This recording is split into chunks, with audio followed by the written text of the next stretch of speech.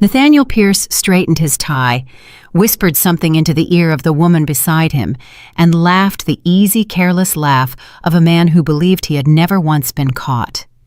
He slid his arm around her waist as they walked through the terminal. He had told his wife he was flying to Geneva, alone, for business. He had even kissed her cheek that morning before she left for work. And now here he was, boarding a flight to Dubai, holding another woman's hand, absolutely certain that nobody who mattered would ever know. Before we go any further, if this story already has your heart pounding, please subscribe to this channel right now, hit that notification bell, and follow this story all the way to the end. And drop a comment telling me what city you're watching from. I want to see exactly how far this story travels. The morning had started the way most Tuesday mornings in the Hart-Pierce household started, quietly, efficiently, and with the kind of polite distance that had become the wallpaper of their marriage. Captain Amelia Hart was already in her uniform when Nathaniel came downstairs. She was standing at the kitchen counter with a cup of coffee that had gone slightly cold, reviewing the weather reports she had pulled up on her tablet. A low-pressure system over the mid-Atlantic. Nothing serious. Manageable. She had flown through worse. Nathaniel walked in wearing the charcoal suit she had helped him pick out 2 Christmases ago. He looked good. He always looked good. That was one of the first things she had ever noticed about him back when they were both 28, and the world still felt like it was made of open doors. "Early start," he said, reaching past her for the coffee maker. "New York to Dubai," she said. "First command assignment on this route." He turned and looked at her, and for just a moment something moved across his face. Something she couldn't quite name. Not pride exactly, not warmth. More like a brief calculation, the way a person looks at a situation and decides how to respond to it before the response actually comes. "That's great," he said. "Really, you've been waiting for this one." 12 years, she said simply. He nodded. He poured his coffee. He checked his phone. "Geneva conference starts tomorrow morning," he said, not looking up. "I'll probably be gone 4 or 5 days. Hartwell wants me there early to prep the pitch with the international team." Amelia nodded. She had already known about Geneva. He had mentioned it 3 times over the past 2 weeks, each time with slightly different details, but she had learned not to notice that. Or rather, she had learned to file it somewhere quiet and deal with it later. "Safe flight," she said. "You too," he said. And that was the whole of it. No embrace, no real goodbye, just 2 people moving around each other in a kitchen the way water moves around rocks automatically without thinking, because that is simply what water does. She picked up her bag and left. He waited until he heard her car pull out of the driveway before he picked up his phone and sent a message. "She's gone. I'll meet you at the terminal. Gate B, 2 hours. The reply came in seconds. A single red heart. Nathaniel smiled, finished his coffee, and went upstairs to pack. Amelia's world, once she stepped through the crew entrance at JFK, became the only world she fully trusted. It had always been this way. From the moment she had first climbed into a cockpit at 19 years old, a nervous, sharp-eyed girl from Dayton, Ohio, whose father had handed her a library book about Amelia Earhart and told her the sky had no ceiling. Aviation had been the one place where she felt entirely herself, entirely in control, entirely known. She moved through this pre-flight checklist the way a musician moves through a piece of music they have memorized so deeply it lives inside the body rather than the mind. She spoke with her co-pilot, First Officer Daniel Reyes, a quiet and competent 34-year-old from Houston who had been flying with her for the better part of 2 years. They had a good rhythm, the 2 of them. Professional, respectful, easy. "Weather looks clean past the Atlantic," Daniel said, scanning the updated forecast. "Agreed. Some turbulence over the Gulf region probably around hour 10. We'll brief the cabin crew before we hit it. Fuel load. Good. Ground crew confirmed. We're ahead of schedule." She settled into her seat, ran her hands along the controls the way she always did, not checking them exactly more, greeting them the way you reach out to touch the shoulder of someone you have always trusted, and allowed herself one quiet moment of something that might have been happiness. New York to Dubai, her route, her aircraft, her command. 12 years, she had earned this. The purser, a tall and unflappable woman named Patricia, who had been flying internationally for 23 years, leaned in through the cockpit door. Captain passenger boarding is at 92%. We have 2 first-class upgrades to confirm and 1 passenger in seat 2A who has made 3 separate requests to speak with the flight crew before departure. Amelia looked up from her instruments. About what? He hasn't said. He's being... Patricia paused, choosing her word carefully, persistent. Tell him we'll address any concerns through standard cabin channels. Is he creating a disruption? Not yet. He's just very insistent on knowing who the captain is. Amelia frowned slightly but let it go. Nervous flyers, business passengers who wanted to feel important. She had seen both 1,000 times. Make sure he's comfortable and get him a drink if he needs one. We'll be fine. Of course, Captain. Patricia withdrew.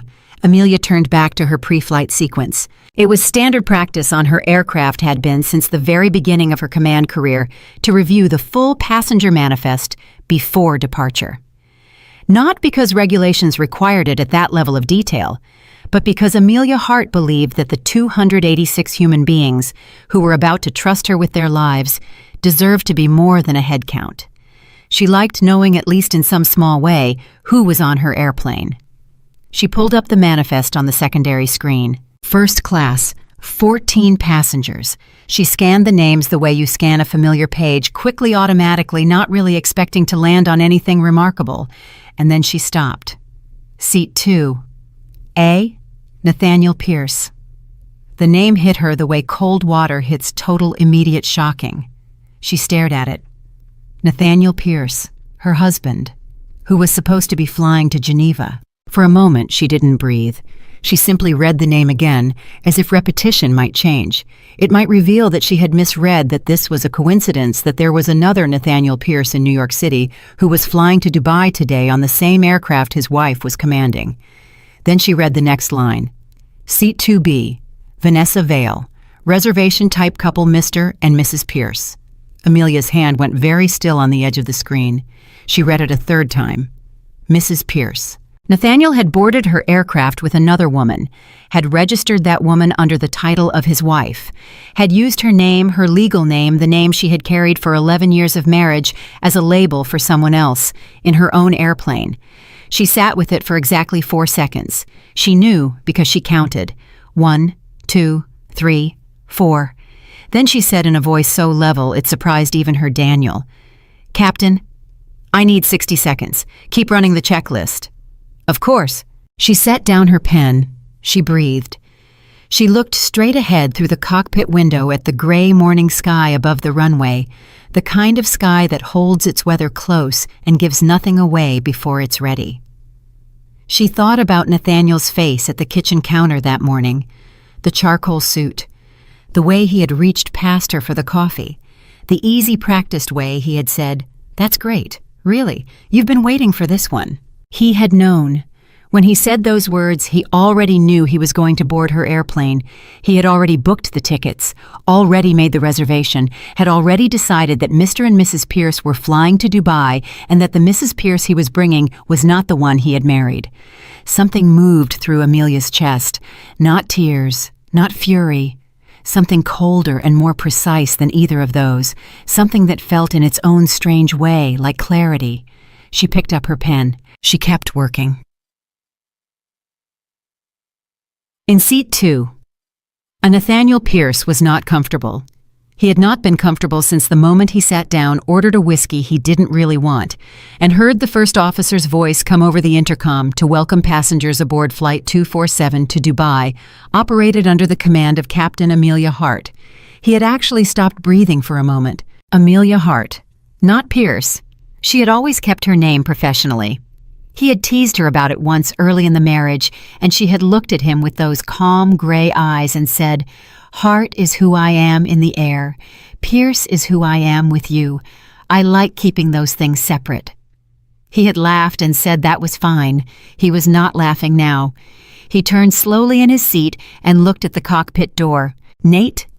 Vanessa touched his arm. She was a beautiful woman, mid-30s, composed, accustomed to first class. She had met Nathaniel at an industry conference 14 months ago and had spent the last 8 months believing, as he had carefully encouraged her to believe, that his marriage was over in all the ways that mattered and that the paperwork was simply a formality. "You look like you've seen a ghost." "I'm fine," he said. "You're not fine. You've gone completely white." "I said I'm fine, Vanessa." His voice came out sharper than he intended, and she pulled her hand back, and he watched her expression close, the way a door closes quietly, but with a finality that registered somewhere in the back of his mind, even through his current panic. He pressed the call button. Patricia appeared within seconds. "Is there something I can help you with, Mr. Pierce?" "I need to speak with the captain," he said, "before we take off. It's important." Patricia's expression remained entirely professional. "I'm afraid the captain is completing pre-flight procedures and isn't available for passenger contact at this time. Is there something I can assist you with directly?" "No," Nathaniel said. "No, it has to be the captain." "I understand. I'll pass along your request. Can I get you anything in the meantime we have?" "I don't want anything. I need to speak with her." Patricia nodded once, said, "Of course, Mr. Pierce," and walked away. In the cockpit, she leaned in and said quietly, "He's asking for you by name, Captain." "I know," Amelia said, without looking up from her checklist. "Would you like me to? Tell him the captain is occupied and will address passenger concerns at the appropriate time." "Yes, Captain." The door closed. Daniel Reyes said nothing. He was a perceptive man, and he could feel the charge in the air, the way you feel a change in atmospheric pressure, not by seeing it, but by the way everything around you subtly adjusts. He focused on his instruments and said nothing, which was exactly the right thing to do. Amelia finished her checklist. She keyed the intercom, and her voice filled the aircraft clear, warm, utterly unhurried. "Good morning, ladies and gentlemen. This is your Captain Amelia Hart speaking. On behalf of myself and First Officer Daniel Reyes and the entire cabin crew, welcome aboard Flight 247 nonstop service from John F. Kennedy International Airport to Dubai International.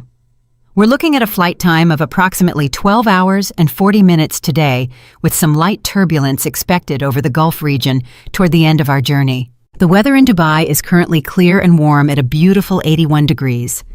Sit back, get comfortable. We're going to take good care of you. Flight attendants, please prepare for departure."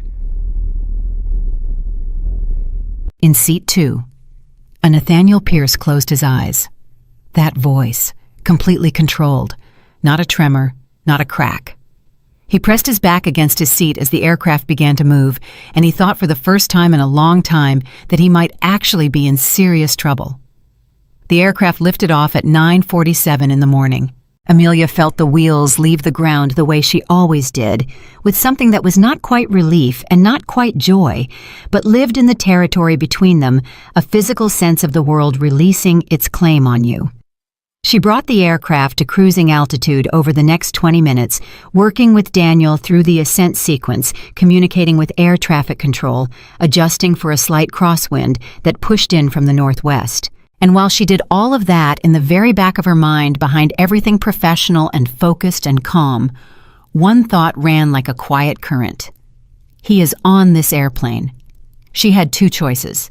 She had always been a person who reduced complicated situations to their simplest structure, because in aviation, clear thinking was the only thing that stood between you and catastrophe. She could let it consume her right now, the hurt, the anger, the grief of seeing her husband's name next to another woman's on a passenger manifest in a reservation that said Mrs. Pierce where she was supposed to be.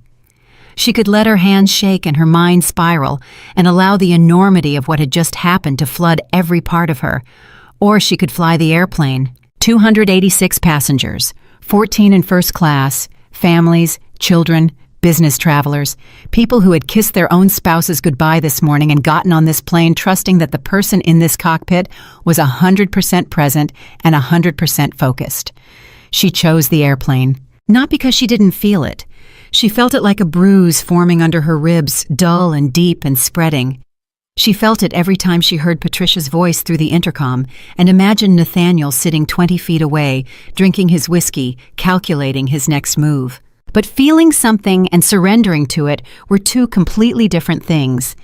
Amelia Hart had learned that lesson the hard way in a cockpit over the Pacific Ocean during a hydraulic emergency 4 years ago, when she had been terrified for approximately 3 seconds and then had decided to be a pilot instead.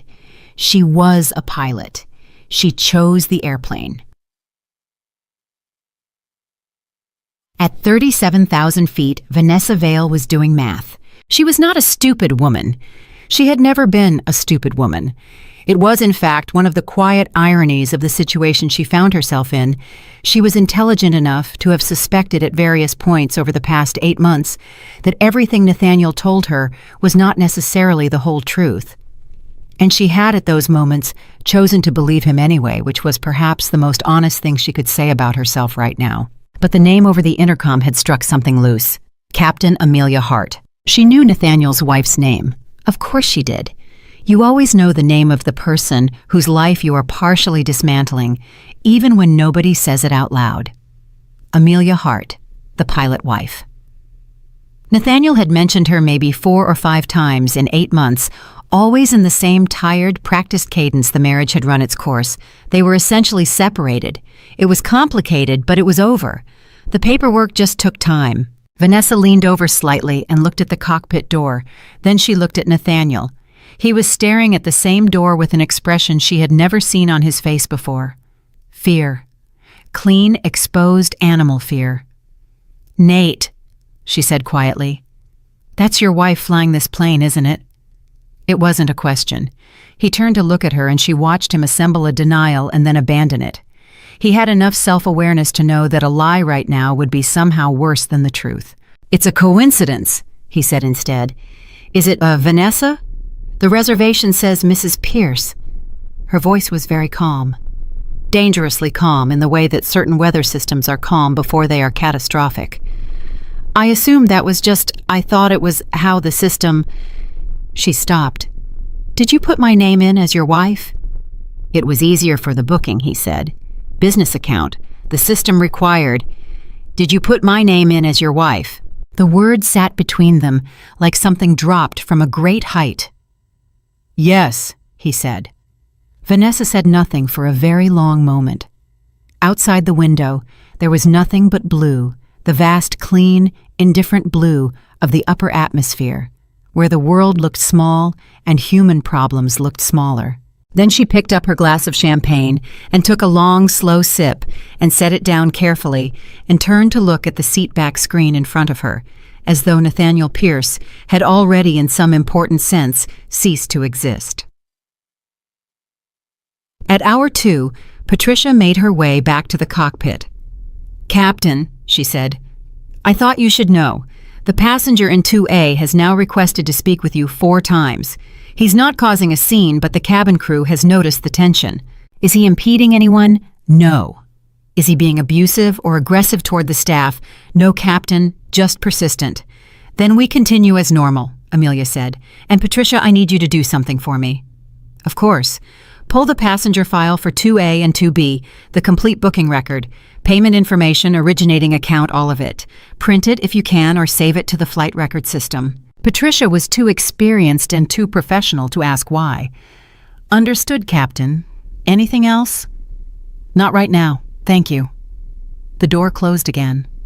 Daniel Reyes, to his lasting credit, continued to say absolutely nothing. Amelia looked at the horizon ahead of them.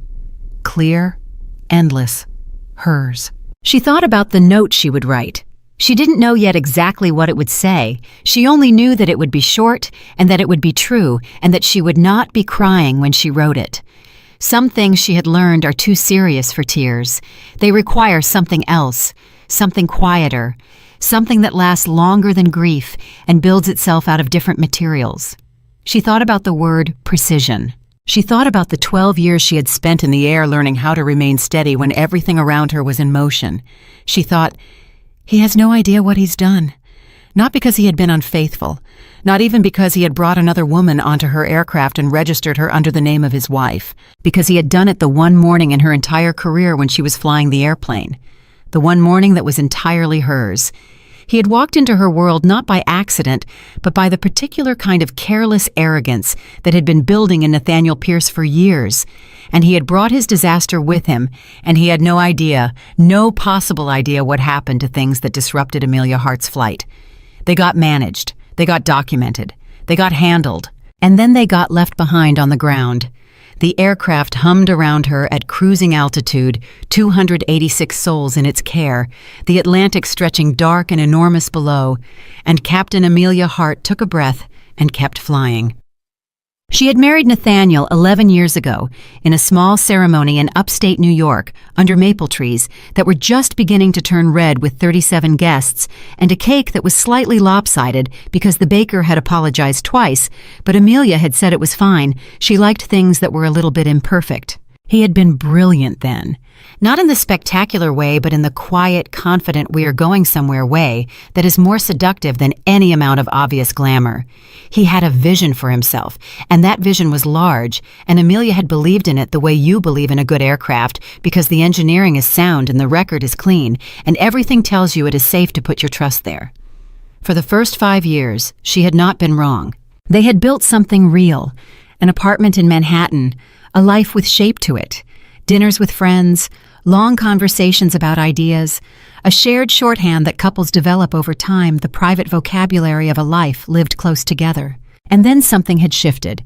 Gradually, the way things erode not by any single dramatic event, but by the accumulation of small absences. He had started traveling more, started coming home later, started looking at her with an expression she could not quite name, somewhere between admiration and resentment, as though her success in her own career was doing something to him that he could not entirely control. She had tried to talk about it, twice directly, 3 other times in ways that left more room for him to avoid the center of it if he needed to. Each time he had reassured her. Everything was fine. The pressure of the business, long hours. He was sorry. He would do better. She had believed him. Not blindly, she was not a blind person.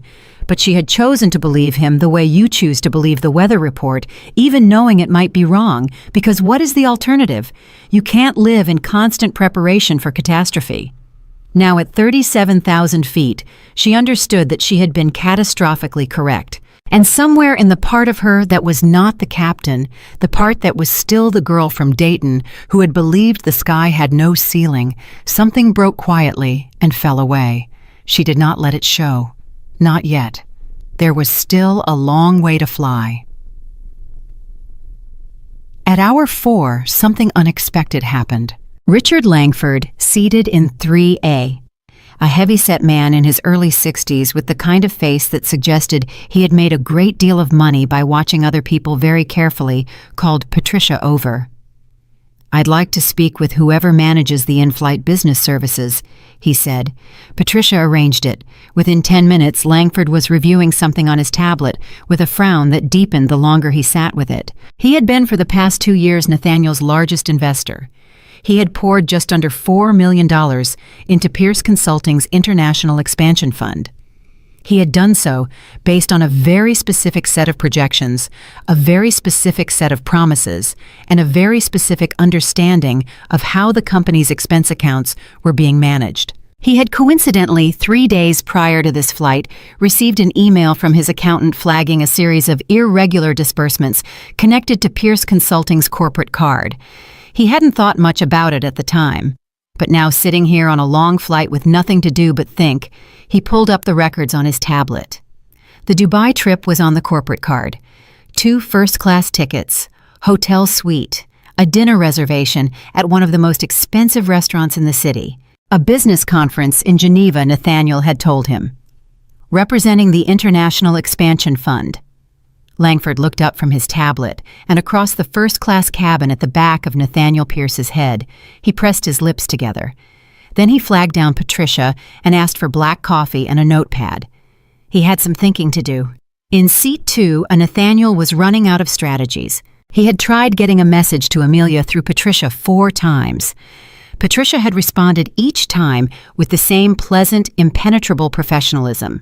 He had tried writing a text message only to remember that there was no cell service at 37,000 feet and the aircraft's Wi-Fi was down due to a technical issue that had been announced over the intercom approximately 1 hour in. He had tried to calm himself down by reasoning through it. Amelia was a professional. She would not do anything to compromise the flight. Whatever she was feeling, she would keep it behind that cockpit door until they landed, and then they would talk. He would explain. He was good at explaining. He had always been good at finding the language to reshape a situation, to locate the version of events that was most manageable, most survivable, most likely to leave him standing. He would do that. When they landed, he would find the right words. The problem was that every time he thought about Amelia's voice on the intercom, calm, warm, completely steady, something cold moved through him that he could not talk himself out of. He knew that voice. He knew what it meant when Amelia Hart got quiet. It did not mean she was losing. It meant she had already decided something. It meant the conversation in her head was over, and she had reached a conclusion, and now everything she did was simply the execution of that conclusion. He had seen it happen twice in their marriage. Once when a contractor had tried to overcharge them and gaslit Amelia about the contract terms, and she had simply gone quiet, pulled out every document, and filed a complaint so thorough and precise that the contractor had refunded the money and then some.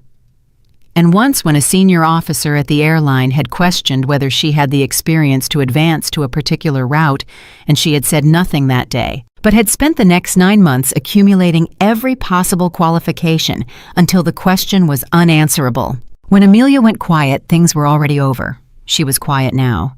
And they still had 8 hours to fly. Nathaniel pressed his head back against the seat and stared at the ceiling of the aircraft and felt for the first time in a very long time completely and utterly trapped. The hours passed the way hours do at altitude, with a kind of suspension that makes normal time feel distant and irrelevant. Passengers slept, the cabin lights dimmed. Patricia moved through first class with the silent efficiency of long practice. Amelia drank cold coffee and ate half a meal and flew. She did not think about Nathaniel more than necessary. She thought about the documents Patricia had quietly delivered to her, the booking record, the payment confirmation, the account details. She read them once carefully, the way she read every piece of information that was going to matter, with full attention and no emotion, gathering what was true and setting aside everything else. The credit card was a joint account. The booking had been made 11 days ago. This was not a spontaneous act of passion. This was a planned trip, scheduled, arranged, booked with her money under her name on the airline, where she worked on a route she had just been assigned to command. She thought about that. She thought about what it meant that he had done it this way. Not carelessly, no. This was not carelessness. Nathaniel Pierce was not a careless man. He was calculating and he was confident, and the only explanation she could find for why he had done it exactly this way was that he had simply never imagined she would see the manifest, had never imagined she would know, had never considered the possibility for even a single moment that the world might not arrange itself around his comfort the way it always had. That told her something important. It told her how long he had lived this way, how deeply he had come to believe that certain things were simply outside the range of consequences that applied to him. She looked at the horizon ahead of her. 8 more hours, she would fly every one of them, and when she landed, she would know exactly what to do. In 2B, Vanessa Vale had stopped drinking champagne. She sat with her hands folded in her lap and her eyes on the middle distance, and she did a kind of quiet private accounting that she had been avoiding for the better part of 8 months. He had told her the marriage was over. She had believed him. He had told her his wife was distant, checked out, more invested in her career than in their relationship. She had believed that too. She had believed it partly because it made her feel better, and she was honest enough with herself to know that, and partly because there is a particular kind of man who is very skilled at making you feel like the solution rather than the complication, and Nathaniel Pierce was that kind of man. But right now, somewhere behind that cockpit door, the wife who was supposedly checked out and distant and only going through the motions was flying a commercial aircraft across the Atlantic Ocean with 300 people's lives in her hands, and from everything Vanessa could see, she was doing it with complete and total composure. She thought about the reservation, Mrs. Pierce. She thought about what it meant that he had used that name, that he had not even given her the dignity of her own name on the booking. He had borrowed his wife's identity and slipped Vanessa into it, like a costume, like a prop, like a placeholder. She was not, she realized, the person he wanted. She was the person who was convenient to want, in the absence of the courage it took to want anything real. She reached into her bag and pulled out her phone, even though there was no signal, and opened the Notes app and sat for a while thinking about what she wanted to type. After a long time, she typed, "When we land, I am done." She put the phone away. Outside the window, the sky was turning the particular shade of dark that comes before the stars appear, that brief suspended moment when the light has left, but the dark has not yet fully arrived. Vanessa looked at it for a long time. She thought, she doesn't deserve this, and then more quietly, neither do I. In 3A, Richard Langford was on his 4th page of notes. He had a very good memory for numbers and an even better memory for the things people said when they wanted you to trust them. He was replaying with increasing clarity every conversation he had ever had with Nathaniel Pierce about the International Expansion Fund and cross-referencing those conversations with the expense records on his tablet, and what he was finding was not technically illegal. Not yet, not from what he could see, but it was the kind of thing that in his experience was never just one thing. The Dubai trip was troubling, but the pattern was more troubling. Small diversions, creative categorizations, business purposes that grew less specific the closer you looked. He wrote 3 names on his notepad: his personal attorney, his accountant, his head of corporate compliance. He would call all 3 the moment they landed. He looked again at the back of Nathaniel's head. He thought, "I trusted you." And then he thought, "That was my mistake, not yours, and I do not make the same mistake twice." He put the notepad away and closed his eyes and waited for Dubai. 12 hours is a long time to sit with something. It is long enough for the first wave of shock to recede, and the second wave, the slower, deeper one, the one that carries actual understanding, to move in. Amelia felt it around hour 7. She was alone in the cockpit. Daniel had stepped out briefly, and she had asked to be left undisturbed for a few minutes, a captain's prerogative, and she was looking at the black sky ahead, thick with stars at this altitude, and she felt it. Not the betrayal, not the anger, the grief, not for the man she had discovered him to be. She was already, she realized, surprisingly clear about him.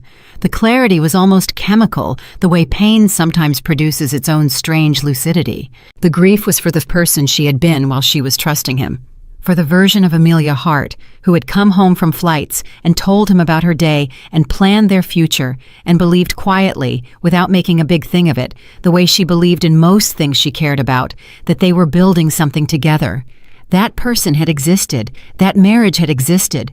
Whatever it had been made of, it had been made of real hours and real effort and real hope. And he had taken all of that and treated it like something he could slip into his carry-on without declaring it. She sat with the grief for exactly as long as she allowed herself, which was in the end about 4 minutes. Then she picked up her coffee cup and found it was empty. She pressed the intercom for Patricia. "Can you bring me a fresh coffee, please?" "Of course, Captain."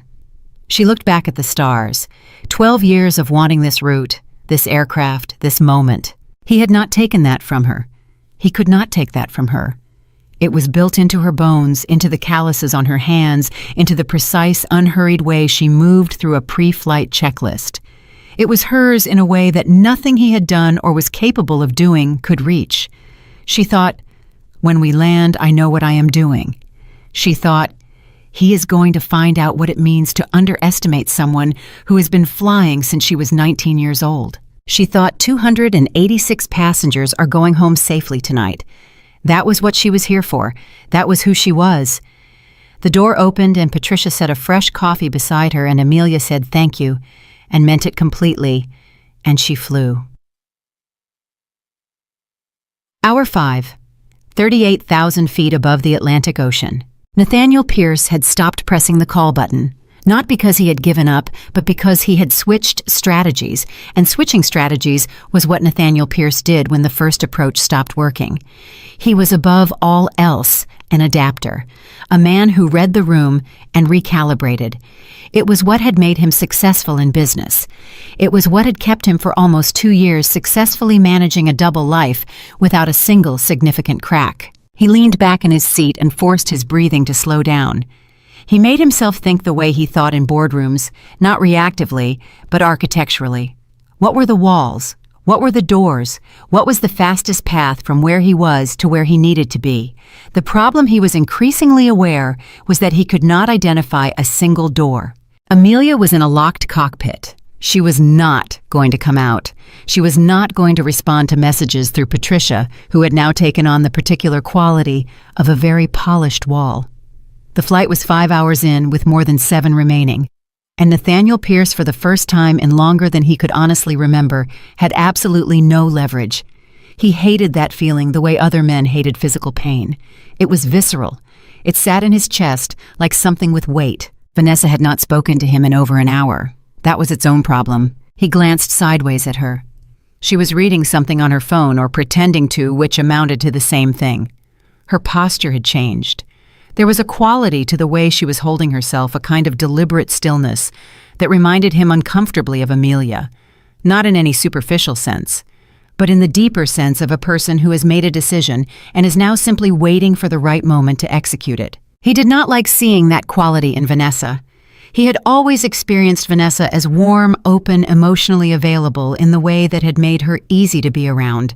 The stillness did not suit his preferred version of her. "We should talk," he said quietly. She turned a page, or scrolled. The gesture was identical. About what, Nathaniel? About this situation. About how we handle the next few hours. She looked up at him then, and he saw something in her eyes that he had not seen before. Not anger, not tears. Something cleaner and more dangerous than either of those. "Handle?" she repeated. "That's an interesting word choice." "Vanessa, did you know she was the pilot?" Her voice was barely above a whisper. The cabin around them was dim, most passengers sleeping or resting, but she kept her voice low with the careful instinct of a woman who had learned not to make scenes in expensive places. "Before today, did you know it was possible she'd be assigned to this route?" He opened his mouth. She watched him, and he closed it again, because the answer was complicated in a way that no version of it would sound good. "You knew she'd been trying for this route," Vanessa said. "You told me, months ago. You said something about her and the Dubai assignment, and how it was all she ever talked about." She paused. "You knew it was possible." "I didn't think—" "No." She turned back to her screen. "You didn't think. Or you did think, and you decided the odds were low enough that it didn't matter. Either way." She said the last 2 words with a finality that closed the topic like a door shutting on a cold room. Nathaniel sat with that. Outside the window, the Atlantic was black and enormous and entirely indifferent. He thought, "I need to get in front of this before we land." He thought, "I need to find a way to talk to her." He thought, "There has to be a door somewhere." There wasn't. Hour 6.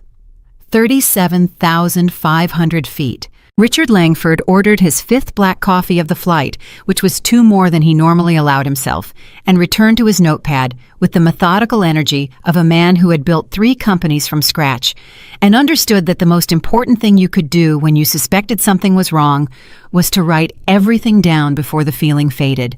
He had 4 pages now. The first page was dates and figures, the disbursements from Pierce Consulting's corporate account that his accountant had flagged cross-referenced against the trip details he had pulled from his own expense authorization records. The numbers did not add up in the specific way that numbers fail to add up when someone is being creative with categorization. The second page was a timeline, when Nathaniel had pitched him, when the fund had been established, when the first irregularities had appeared in the quarterly reports, subtle enough that Langford had attributed them to administrative overlap and moved on. He did not move on from things lightly. That had been a departure from his own standards, and he was honest enough to ask himself why. The answer, when he looked at it clearly, was that he had liked Nathaniel. He had found him charming and sharp and convincing in the specific way that made you want to be in business with someone. And he had let that feeling do work that due diligence was supposed to do. That was a mistake he would not be making again. The third page was names, lawyers, auditors, 2 individuals in his network who had done business with Nathaniel independently and who he now wanted to call. The fourth page had only 1 line written in capital letters because Langford was not a man who needed reminding of things he had already decided, but wrote them down anyway out of discipline. Launch full audit, Monday morning, no exceptions. He underlined it twice. capped his pen, looked at the seat in front of him, which was Nathaniel Pierce's seat, which he could identify by the particular quality of tension in the shoulders of the man sitting in it. Langford had been reading people for 40 years. He knew what a man looked like when he was trapped. He knew what a man looked like when he understood, perhaps for the first time, that the story he had been telling was coming apart at the seams. He drank his coffee. He was not going to say anything on this flight. That was not his style. His style was to gather, confirm, and then act with the kind of precision that left no room for the other person to maneuver. He would be ready on Monday. Hour 7. Somewhere above Western Europe. Patricia found Amelia in the brief quiet of the cockpit, Daniel having stepped out again for a rest cycle, and she stood in the doorway for a moment before speaking, because she was a woman who had been reading rooms and people for 23 years, and she understood that this particular room required a specific kind of care. "Captain," she said, "I want to check in with you directly." Amelia did not look away from the instrument panel. "I'm fine, Patricia. I know you are." Patricia stepped inside and let the door close behind her. She kept her voice low and even. "I want you to know that the cabin crew is handling everything in first class with complete discretion. No one has said anything inappropriate to either passenger in 2A or 2B. We are managing the situation exactly as you would want." "I know." Amelia glanced at her. "Thank you. I've also kept the full booking record in the flight system as you requested. Payment confirmation, account details, the complete chain." "Good." Patricia paused. Then, because she was the kind of woman who had survived 23 years in a service profession without losing either her spine or her humanity, she said, "Is there anything else you need, not professionally, personally?" The question hung in the air for a moment. Amelia's hands were steady on the controls. Her voice, when it came, was quiet and even and completely honest. "Not right now. Ask me again in about 6 hours." Patricia nodded. "I'll be here." She left. Amelia looked at the sky ahead, dark, still the stars beginning to thin as the eastern horizon started its slow, almost imperceptible warming, and she felt something she had not expected to feel. Gratitude. Not for the situation, not for any part of what Nathaniel had done or what she was going to have to do in its aftermath, but for the fact that she had people on this aircraft and off it who were steady, who were real, who showed up and stood in doorways and asked the right questions and knew when to leave and when to stay. She had built that. Over 12 years in the air, she had built a life in aviation that was entirely her own, and the people in it reflected the standards she had set. Nobody had handed that to her. Nobody had given her access to it as a benefit of marriage or status or connection. She had earned every single relationship on this aircraft. That thought did something clarifying to the grief that had moved through her at hour 7. It did not erase it, but it put it in proportion. She was not, it turned out, as alone as a person discovering a betrayal at 37,000 feet might expect to be. That mattered. Hour 8. The eastern sky beginning to change. Vanessa Vale went to the restroom and did not come back for 11 minutes, which was long enough that Nathaniel, watching the aisle, began to feel a different kind of anxiety, layering itself over the one he already had. When she came back, she sat down and did not look at him, and he could see from the slight puffiness around her eyes that she had been crying, but her expression was composed in a way that made the crying feel like something that had already happened and been dealt with, rather than something that was still happening. "Vanessa," he said. "Don't," she said. "I just want to—" "Nathaniel."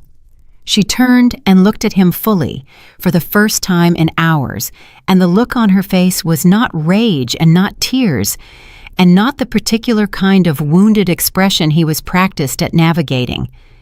It was something worse. It was clear-eyed and quiet and utterly without illusion. "I am going to say this once, and I need you to hear it because I mean it completely. When this plane lands, I am getting in a separate car, going to a separate hotel, and flying home on a separate flight. Whatever happens between you and your wife, and she is clearly still your wife, entirely, your wife in every way that matters that is between you and her, I will not be a part of it." He felt the floor shift slightly. Not the aircraft, something internal. "You don't have to—" "I am not negotiating," she said. "I am telling you what is going to happen. She straightened slightly and looked forward. I actually feel sorry for her. Can you imagine that I feel sorry for her and I don't even know her, and she is the one flying this airplane? She almost laughed, except it wasn't funny, and they both knew it. What kind of woman does that? Finds out what she finds out and just keeps flying? Nathaniel said nothing. A better one than I've been, Vanessa said quietly. And she meant herself, and she meant more than just the last 8 months, and Nathaniel understood that, and he didn't know what to do with it, so he said nothing. The silence between them settled in like a third passenger. It did not leave. Hour 9, the twist that changed everything. At hour 9 and 14 minutes, Patricia came back to the cockpit with something that was not a coffee refill and not a routine check-in. She closed the door behind her and she said, "Captain, I think you need to know something." Amelia looked up. The passenger in 3A. Patricia kept her voice steady, but there was something careful in it, something that told Amelia she was choosing her words with precision. "Richard Langford." "I know who he is," Amelia said, and she did. She had seen the name on the manifest and noted it the way she noted all names, automatically cataloged, filed. Langford Industries, a name that appeared in business news with some regularity, and a name she now realized with a jolt that she kept entirely off her face that appeared on the list of Nathaniel's investors that she had seen on documents at home. "He's been taking notes for the past 4 hours," Patricia said. "Detailed notes, financial documents on his tablet. He asked me about the passenger in 2A, not by name, but he described him accurately enough that I knew who he meant. He didn't ask me to confirm it. He just said the man in 2A. And then he said, 'I think I may owe your captain an apology on his behalf.'" The cockpit was very quiet for a moment. Amelia said, "He said that." Word for word. She processed it.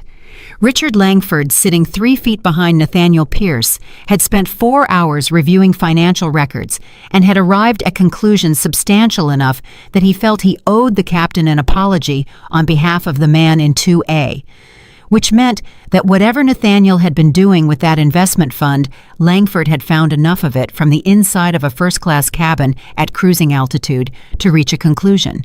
She thought, "It's worse than I knew." She thought, "Of course it is." "Thank you, Patricia," she said. "Please tell Mr. Langford that the captain appreciates his consideration and will be available to speak after landing if he wishes." "Yes, Captain." The door closed.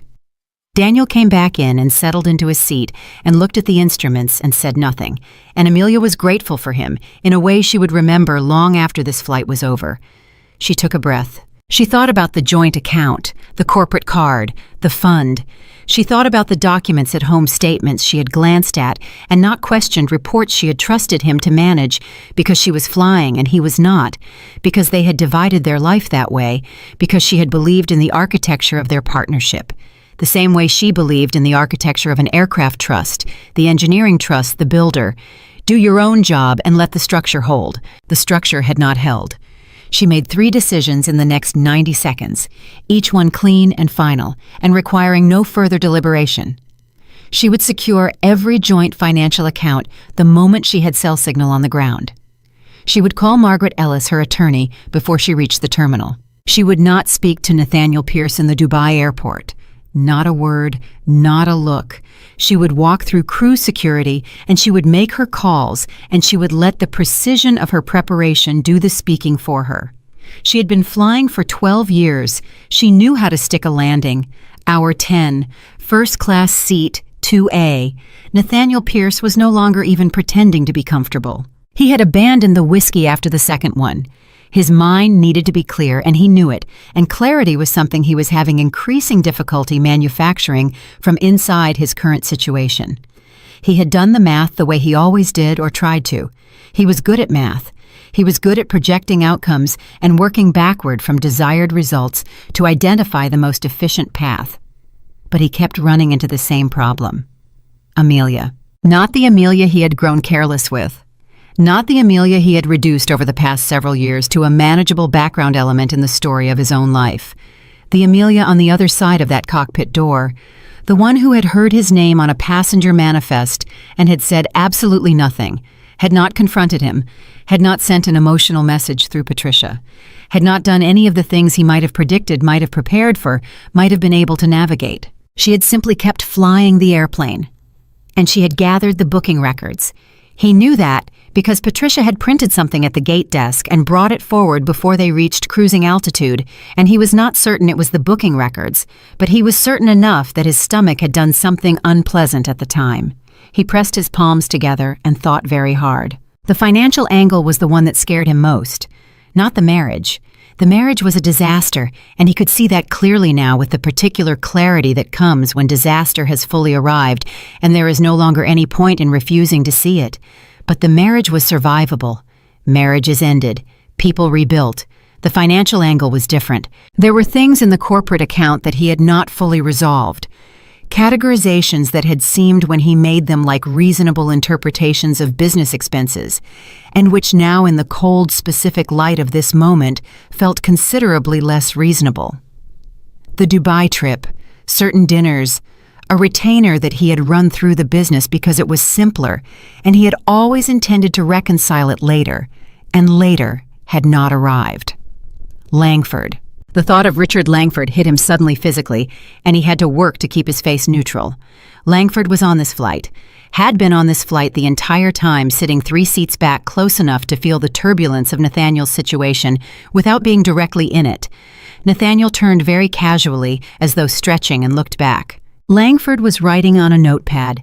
His expression was the expression of a man who was not thinking about writing. He was thinking about something else entirely, and writing was simply the physical action his body was performing while his mind worked through it. Nathaniel turned back around. He felt cold. He pressed the call button. Patricia appeared. "One more water, please," he said. "Just water." "Of course, Mr. Pierce."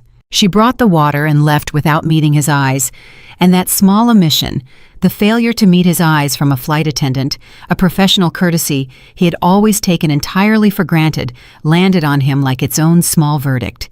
He drank the water. He looked at the seatback screen. He watched the little animated aircraft on the route map inching its way across the screen toward Dubai. 2 hours left. He thought, when we land, I can fix this. He thought, I can explain the Dubai trip. I can explain Vanessa. I can find the right framing, the right language. And then with a cold and sudden honesty that arrived without warning, he thought, she doesn't want an explanation. She stopped wanting explanations before this flight took off. She already knows everything she needs to know, and she is using these 12 hours to prepare, and I have spent this entire flight reacting while she has spent it building. For the first time in a very long time, Nathaniel Pierce felt something he could only call respect, and it arrived attached to terror, which was in its own terrible way appropriate. Hour 11, 40 minutes to descent. The eastern sky beyond the cockpit window was fully awake now. The kind of pale gold that arrives before the sun actually appears, illuminating everything softly and without drama. Amelia had always loved this light. There was something honest about it. It showed things as they were, without flattery. Daniel was running the pre-descent checklist. She joined him in it, her voice, even her hands, practiced her mind entirely on the work. They reviewed the approach sequence. Confirmed the Dubai forecast clear, warm, a light crosswind from the northwest that she would account for on final approach. Communicated with Dubai. ATC and received approach clearance. Briefed the cabin crew for descent preparation. And in the back of her mind, steady and separate from all of it, the plan she had built over the past 11 hours was complete. It was not complicated. She had always been suspicious of plans that required too many moving parts. The best plans in her experience were the ones that relied on facts and preparation and the kind of patience that other people always underestimated because it looked from the outside like passivity. She had already composed in her head the text she was sending to Margaret Ellis the moment she had signal. She had already identified the 3 financial accounts she needed to secure first and the 2 she needed to audit. She had already, in the quiet architecture of her mind, moved out of the apartment and sorted the photographs and sat across from Margaret in her office and gone through every document she had gathered on this flight. She had not cried again. She was not sure she would, at least not for a while. There was too much to do, and crying required a kind of surrender to the moment that she could not afford yet. Later, she thought. Later, in a hotel room in Dubai, with the curtains pulled and the city outside, doing whatever the city did, she would sit down with it properly. She would give it the full weight of her attention. She would be a person and not a captain, and she would let it be as big as it actually was. But not yet. Right now, she was 30 minutes from landing. Right now, she had 286 people who were trusting her to put this aircraft down safely. She keyed the intercom. "Ladies and gentlemen, this is Captain Hart. We are beginning our initial descent into Dubai. The local time is 6:42 in the morning, and the temperature on the ground is a beautiful 79 degrees. Please return to your seats and ensure your seatbelts are fastened.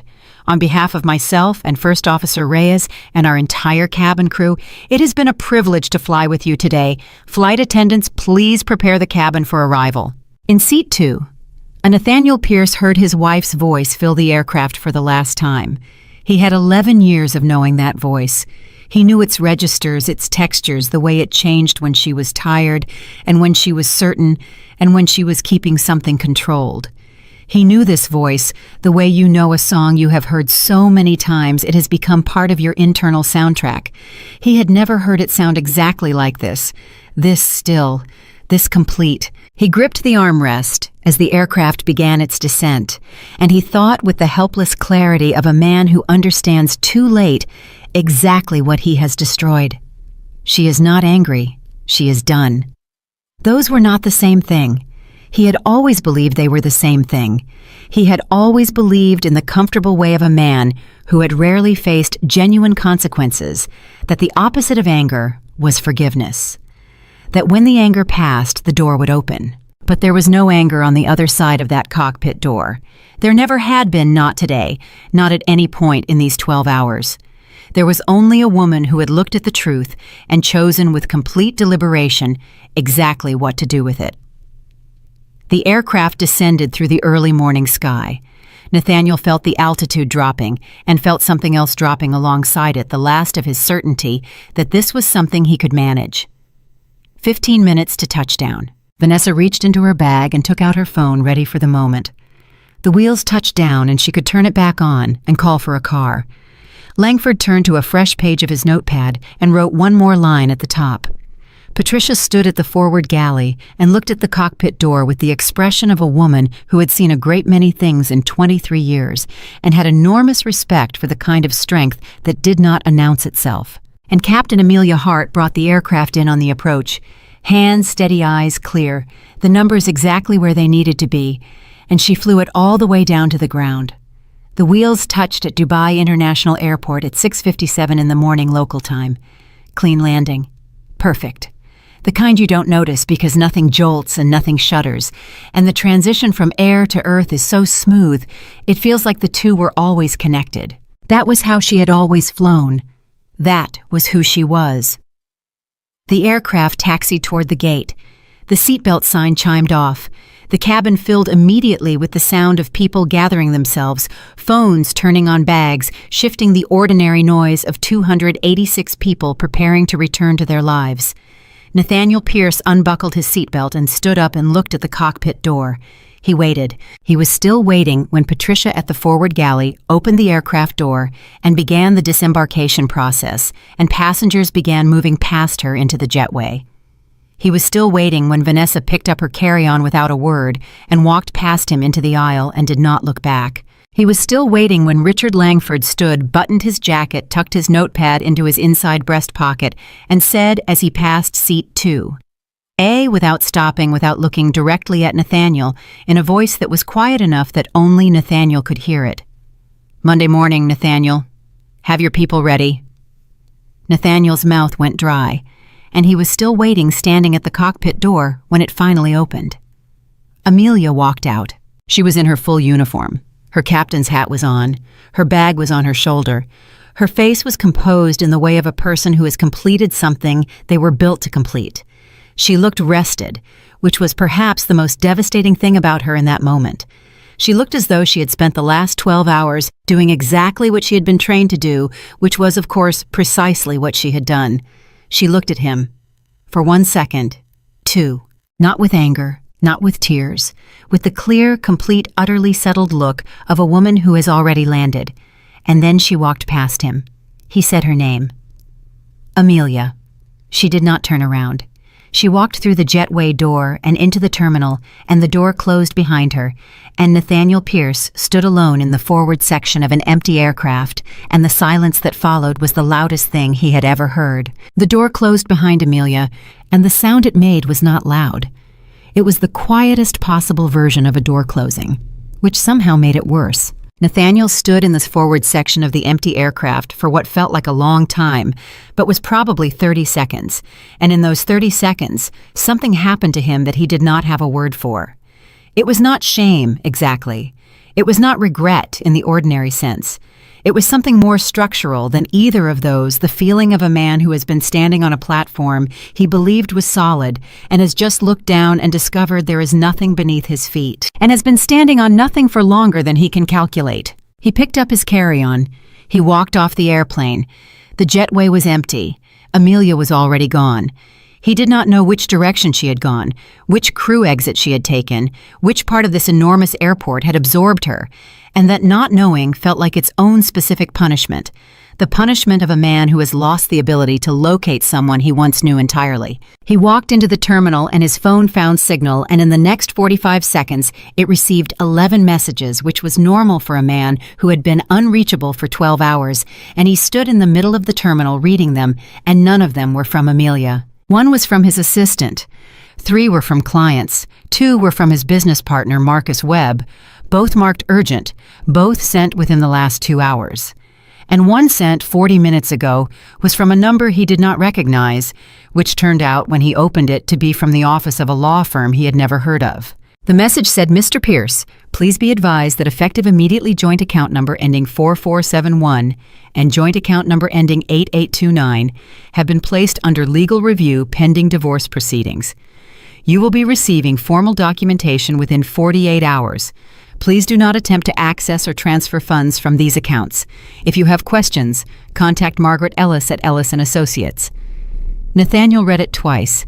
Then he read it a third time. She had called a lawyer from inside the cockpit, or the moment she landed, which was, he checked the timestamp 31 minutes ago.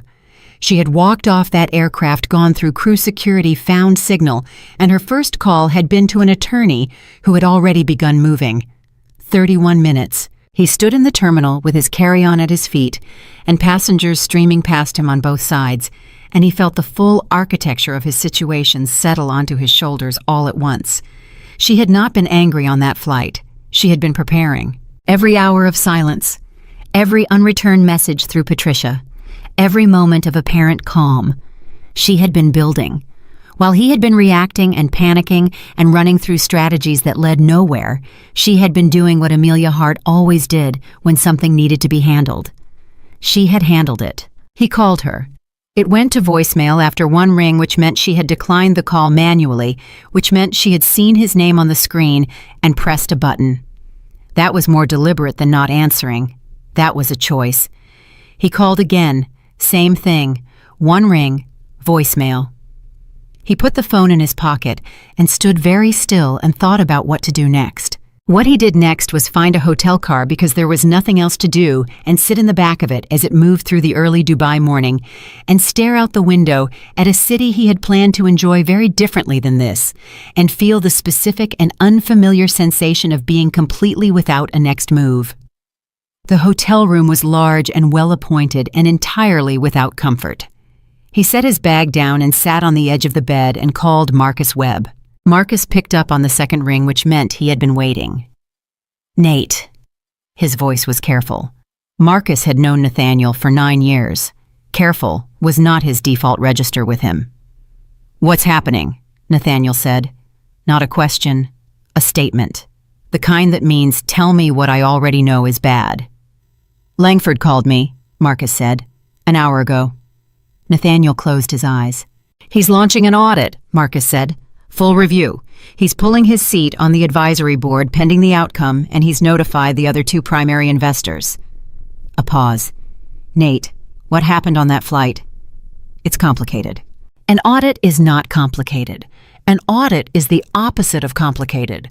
An audit is the most specific and legible thing that can happen to a business. Marcus's voice had an edge now under the careful. "He said something about Dubai. He said the trip was on the corporate card. Was it? Silence. Was the trip on the corporate card, Nathaniel? I was going to reconcile it. The silence on Marcus's end was the silence of a man performing a significant amount of restraint. Okay, Marcus said finally. Okay. Don't do anything. Don't move any money. Don't call Langford. Don't call the investors. Let me talk to our attorney first and find out where we actually stand. It's not... I said don't do anything. And then more quietly, in the voice of a man who has been friends with someone long enough to say the hard thing, is it just the Dubai trip? Another silence. Nate. There are some other items, Nathaniel said, that might need to be recategorized. The breath Marcus let out was long and controlled and said everything it needed to say without using any words at all. I'll call you in 2 hours, Marcus said, and hung up. Nathaniel set the phone on the bed and looked at the wall. He thought about Monday morning, Langford's voice in the jetway. Have your people ready. He thought about Margaret Ellis and her 48-hour timeline. He thought about Amelia walking past him in full uniform without turning around, and the way the cockpit door had swung shut after her and the silence that had followed. And then because he was still Nathaniel Pierce and could not entirely stop being himself, even in the middle of his own collapse, he thought, there is still a way out of this. There is always a way out. I just need to find the right angle. He picked up the phone again. He called Amelia again. One ring. Voicemail. He left a message this time. His voice was controlled and measured, and hit every note he intended it to hit. Not begging, not aggressive, just honest. Or the version of honest that he was capable of performing when he needed something. Amelia, I know you don't want to talk right now. I understand that. I'm not asking you to forgive me or to have a conversation you're not ready for. I just want you to know that I know I was wrong. I know what I did. And I'm asking you as someone who has been in your life for 11 years to give me a chance to sit down with you before you make decisions that we can't take back. That's all I'm asking. Just call me back. He ended the call. He set the phone face up on the bed and looked at it. It did not ring. It did not light up.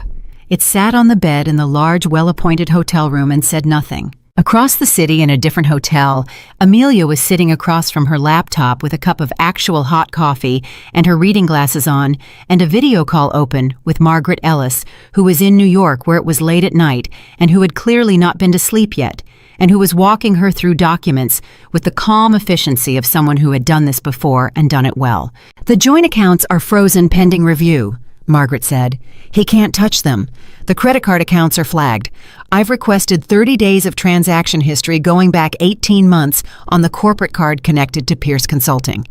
He used the corporate card for this trip, Amelia said. I know. It's in the booking record you sent me from the aircraft. Margaret paused. Amelia, that was fast thinking. The booking record, the payment chain, that's exactly what we need. I had 12 hours, Amelia said simply. Margaret almost smiled. You did. She made a note. I also want to talk to you about the joint investment accounts, the ones connected to Pierce Consulting's expansion fund. Amelia looked up. What about them? There are 4 accounts with joint marital asset classifications that were used as partial collateral for the fund. If the fund becomes subject to audit or legal action, those assets could be at risk. She said it evenly, not to alarm, but to inform. I want to get ahead of that before anything is filed. Amelia was quiet for a moment. How far ahead? As far ahead as we can get in the next 48 hours. Do it, Amelia said. There's one more thing. Margaret set down her pen, which was the thing she did when she was moving from document to something more personal. Are you all right? And I don't mean professionally. Amelia took off her reading glasses and set them on the desk and looked at the screen. I'm functional, she said honestly. I'll be all right. Right now I'm functional. That's enough, Margaret said. That's actually exactly enough for right now. They finished the call 40 minutes later with a plan that was specific and documented and left very little to chance. Amelia closed the laptop. She sat in the quiet of the hotel room and drank the rest of her coffee.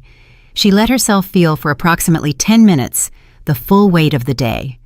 The morning in the kitchen, the manifest, the booking record.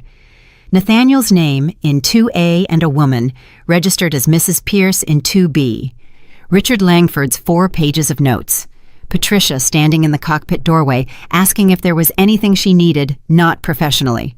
Daniel Reyes saying nothing and being right to say nothing, and being exactly the co-pilot she needed. She thought about the voicemail Nathaniel had left. She had listened to it once, standing in the hotel corridor, before she entered her room with her bag over her shoulder and her captain's hat still on. She had listened to the whole thing because she was a person who believed in full information. She had been moved by exactly none of it. Not because she was cold. She was not cold. She felt things as thoroughly and honestly as she ever had, perhaps more so today than almost any other day she could name. But feeling something and being moved to action by it were different, and she knew the difference, and Nathaniel's voicemail was what it was. A performance of honesty rather than honesty itself, delivered by a man who had never quite understood that she could hear the difference. 12 years of knowing a voice. She had always known his, too. She set the coffee cup down. She opened her phone and texted Margaret. "One more thing. Check whether the Langford Investment Fund uses any accounts I have signatory authority on. If so, I want off them before Monday." Margaret's response came in 4 minutes. "Already on it. You think of everything." Amelia put the phone down and lay back on the bed, still in her uniform, and looked at the ceiling. She thought about the landing. Clean. Smooth. Exactly right. She thought I flew it all the way down to the ground. And then she closed her eyes, and for the first time in 16 hours, she slept. 3 time zones away, Vanessa Vale was on a different flight. She had booked it herself at the gate before Nathaniel had even cleared customs, a connection through Frankfurt to JFK business class paid with her own card under her own name. Not Mrs. Pierce. Not anyone's wife. Vanessa Vale, traveling alone, returning to a life she needed to look at honestly when she got back. She had not called Nathaniel. She had not texted him. She had sent one message to a friend in New York, a woman named Cheryl, who had over the past 8 months made several pointed comments about Nathaniel that Vanessa had deflected each time with the practiced ease of a person who does not want to hear what they already know. The message said, "You were right. I'll explain when I land. I'm okay." Cheryl's response was, "I know you are. I'm picking you up." Vanessa put the phone away and leaned her head back and thought about what she had said to Nathaniel on the aircraft. What kind of woman does that, finds out what she finds out and just keeps flying? She had meant it as an observation. Now thinking about it with the specific clarity that comes after a decision has been made and the emotion has settled, it felt like more than that. It felt like a question she needed to ask herself, not about Amelia, about herself. What kind of woman did she want to be? The kind who saw the truth and kept flying, or the kind who had spent 8 months choosing not to see it because the alternative was uncomfortable? She knew the answer.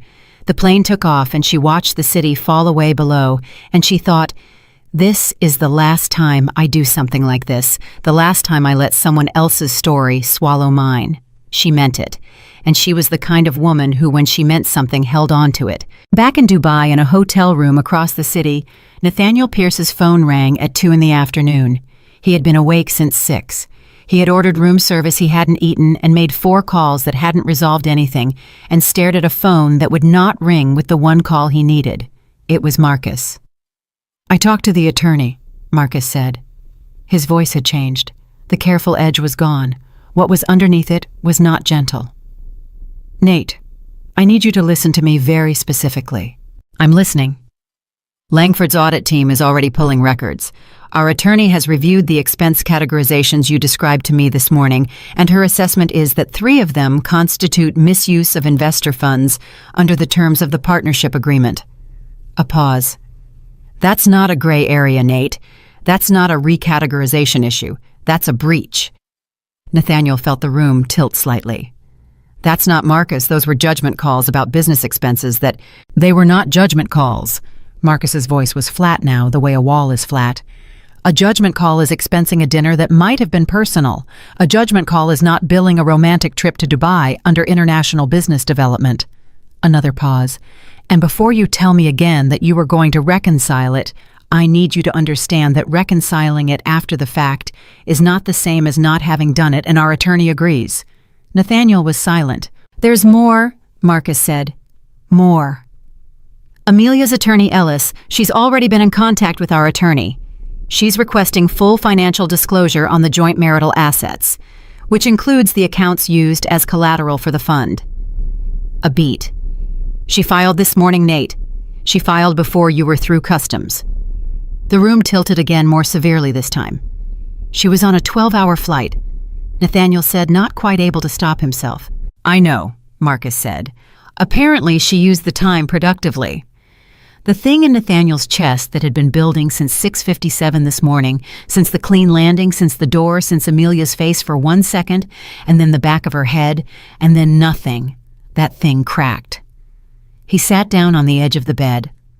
Marcus, he said. Yeah. Am I? He stopped. He tried again. How bad is this? The pause before Marcus answered was long enough to be its own answer. I'm not going to tell you it's fine, Marcus said. It's not fine. The business side is serious, and the personal side is serious, and you need to stop trying to manage them separately because they're not separate anymore. He exhaled. What I will tell you is that you need to get on a plane back to New York and sit down with an attorney, not mine, your own personal attorney, before anything else happens. And you need to stop calling Amelia. I need to talk to her. Nate. Marcus's voice was for a moment stripped of everything professional and simply human. They had been friends for 9 years.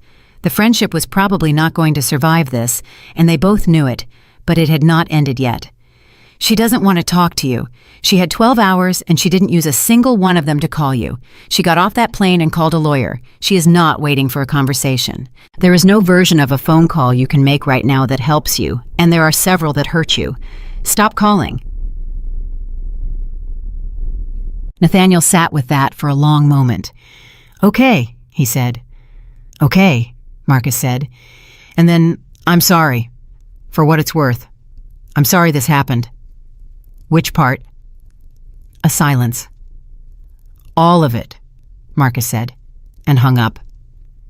Nathaniel set the phone down very carefully on the bed, as though it were fragile, as though the call it had just delivered might somehow reverse itself if he handled it gently enough. Then he lay down on the hotel bed in his clothes and stared at the ceiling. He thought about the timeline Marcus had described. Amelia had filed before he was through customs. She had been in a hotel room with her attorney while he was sitting in the back of a car thinking there was still a way out. She had sent the booking records from the aircraft. She had secured the accounts before she landed. She had known from the moment she saw his name on that manifest exactly what she was going to do. Every hour of the flight, every minute of those 12 hours.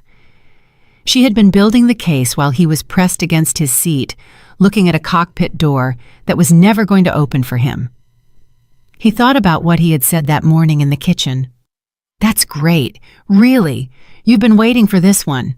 He had said those words knowing he was about to board her aircraft with another woman. He had said them and felt at the time almost nothing. A small flicker of something not guilt, not conscience, more like the mild awareness of a proximity that he had immediately decided was not his problem. He had been so certain that it was not his problem. He turned his face toward the window. Outside, Dubai was doing what Dubai did in the early afternoon, bright and fast and completely indifferent to any individual person's interior weather. He thought about 11 years. The apartment in Manhattan, the dinners with friends, the maple trees upstate and the lopsided cake.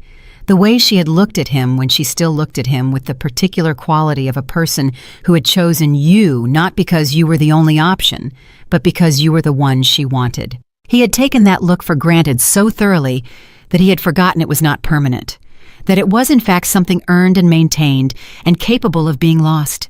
It was lost.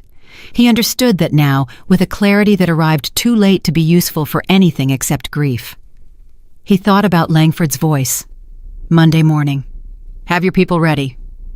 He thought about Margaret Ellis and the 48-hour clock. He thought about Vanessa, who had walked past him in the aisle without looking back, who had called him out with a quiet precision that still rang in his ears.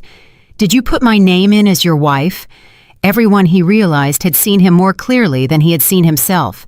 He had built an image of a successful man, a confident man, a man who controlled the variables.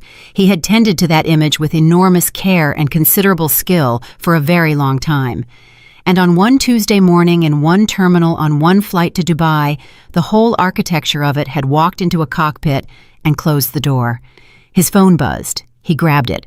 It was not Amelia. It was a notification from his banking app informing him that joint account ending 4471 was now restricted. He set the phone back down. He thought about the note Amelia would write. He didn't know that she was writing one yet, but he knew her, and he knew that when she had something final to say, she wrote it.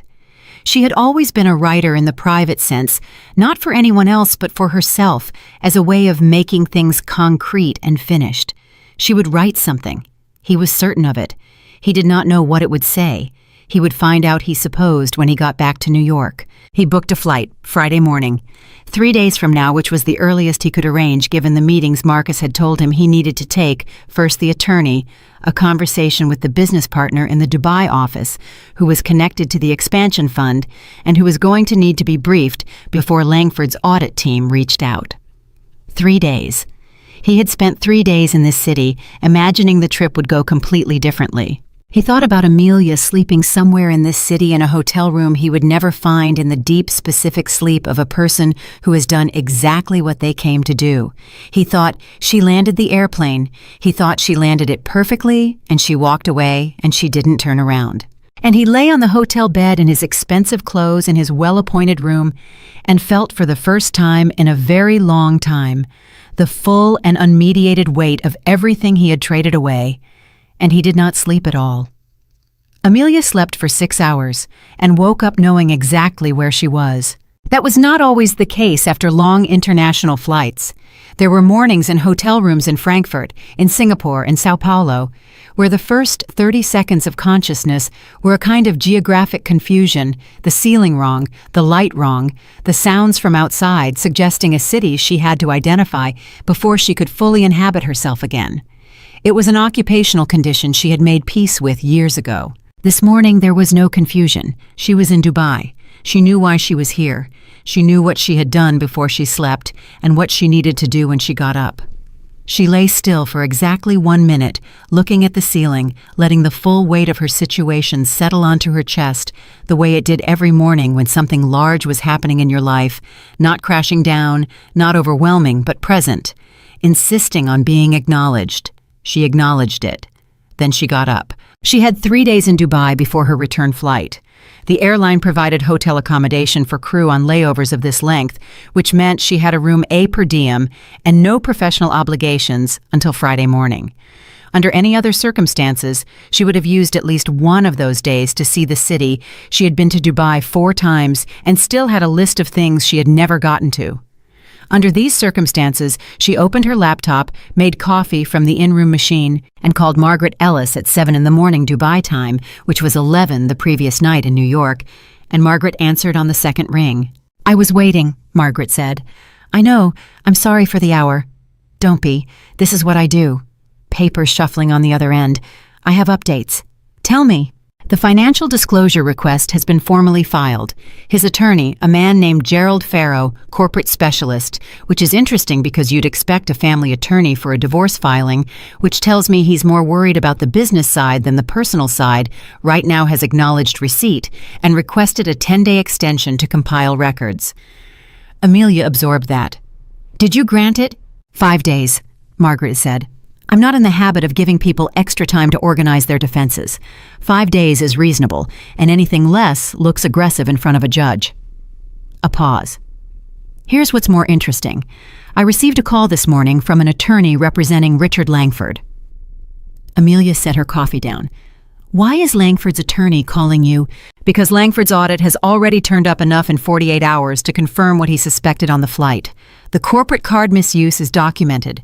He's filing a formal breach of partnership complaint against Pierce Consulting, which means the expansion fund is going to be frozen pending investigation." Margaret's voice was precise and even the voice of someone delivering information that is serious but manageable because it has been fully understood.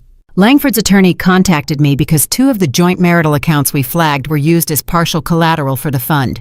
He wanted to ensure we were aware before the freeze was formalized so we could take protective action. And have we?" "I filed the protective motion at 9 this morning. The accounts are ring-fenced. Whatever happens to the fund, your personal assets are separated." Another pause. Langford, for what it's worth, is being cooperative in a way that suggests he feels personally responsible for not catching this sooner. His attorney used the phrase, extending every professional courtesy. In my experience, that means he feels guilty. Amelia thought about the man in 3A. 4 pages of notes on a notepad. Black coffee.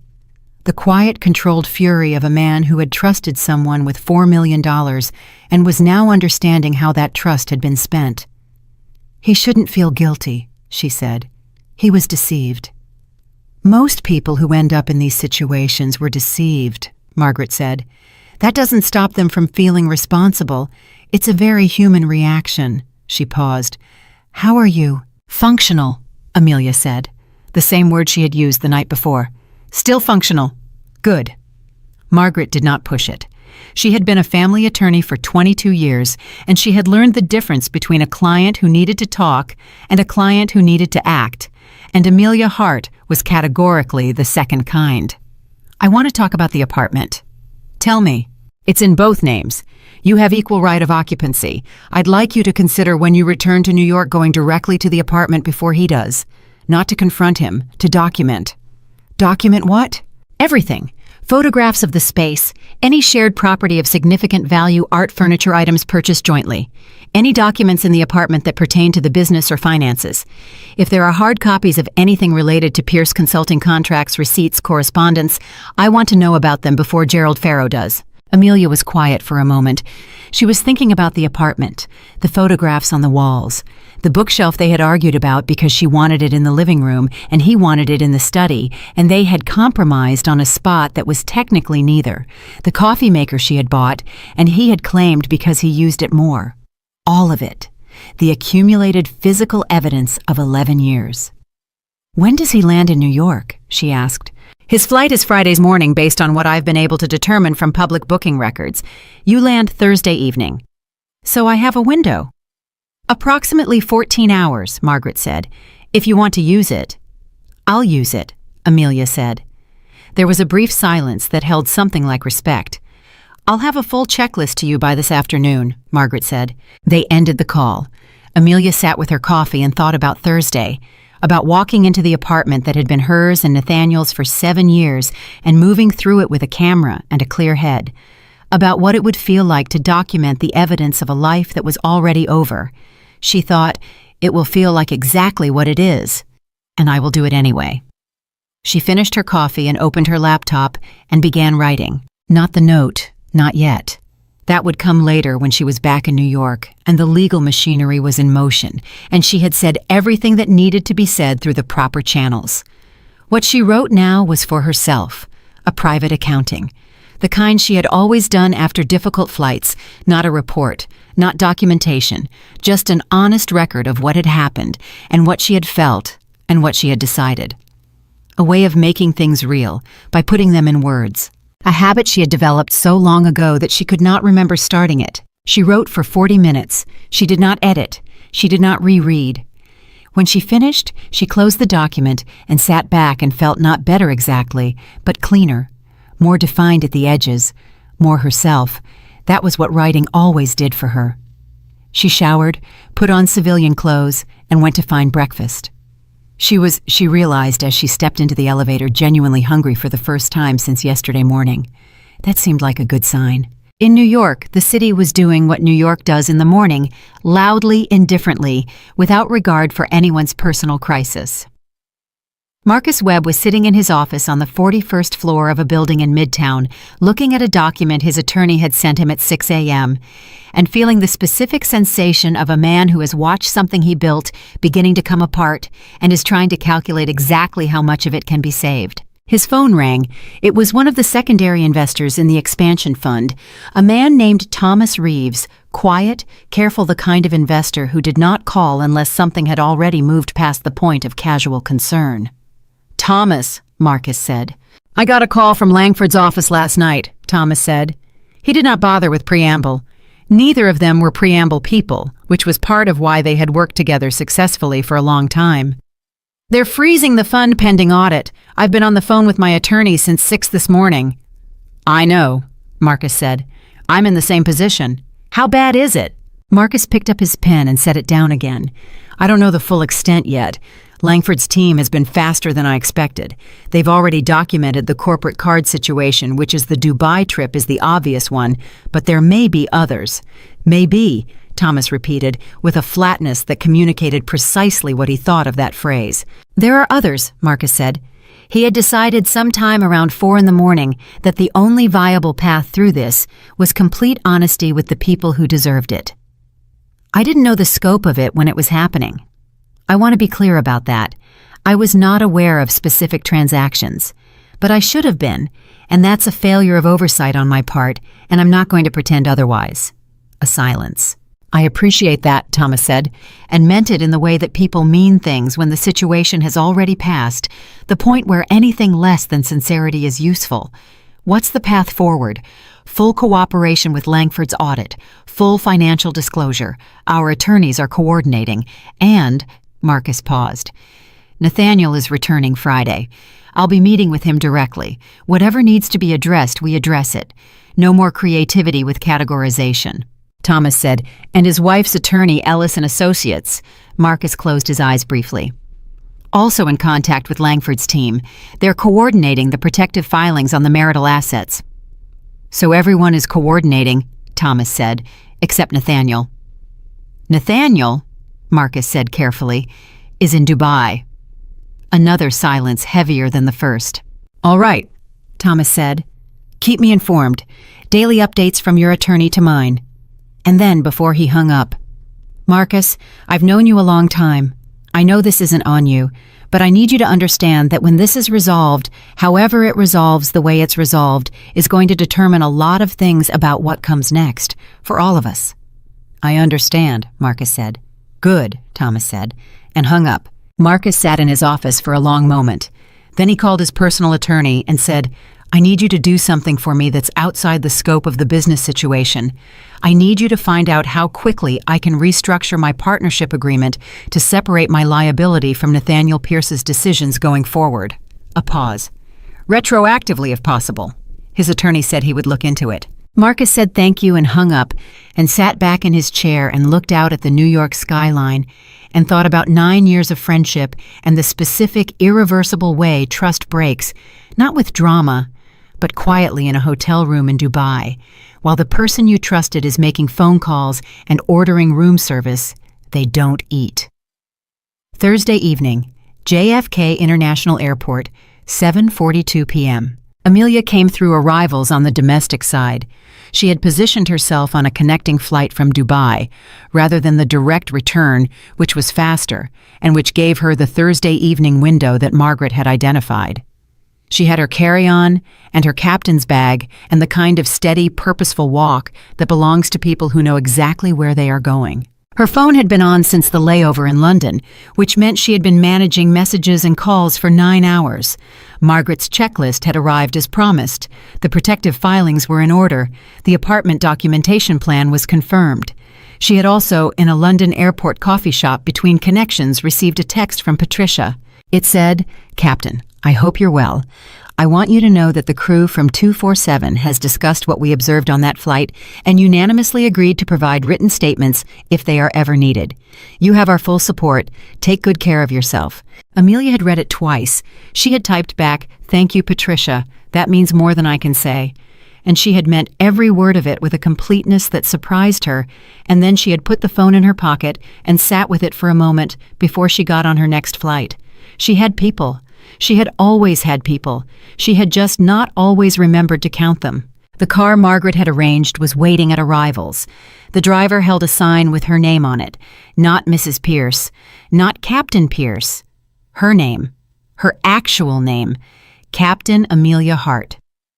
She got in.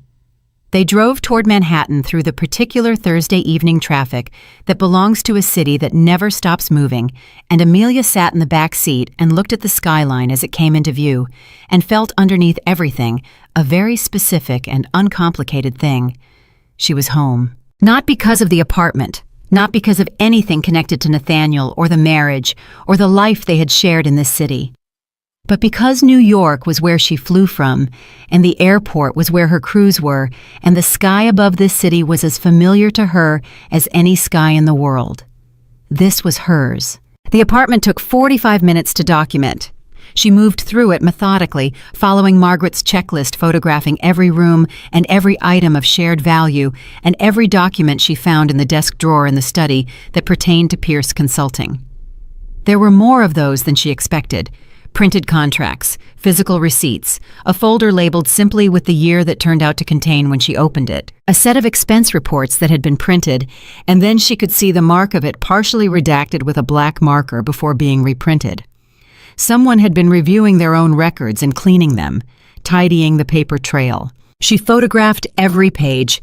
She texted the photographs to Margaret with the message, "Study desk, bottom right drawer. He's been cleaning the records. You'll want to see these." Margaret's response came in 8 minutes. "I see them. Do not remove them from the apartment. We'll subpoena the originals." "This is significant, Amelia." She put the folder back exactly where she had found it. She stood in the center of the apartment that had been her home for 7 years and looked at it with clear eyes.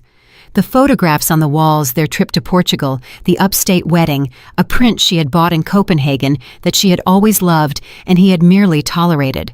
The bookshelf in the compromise spot, the coffee maker she had bought. She took the Copenhagen print off the wall.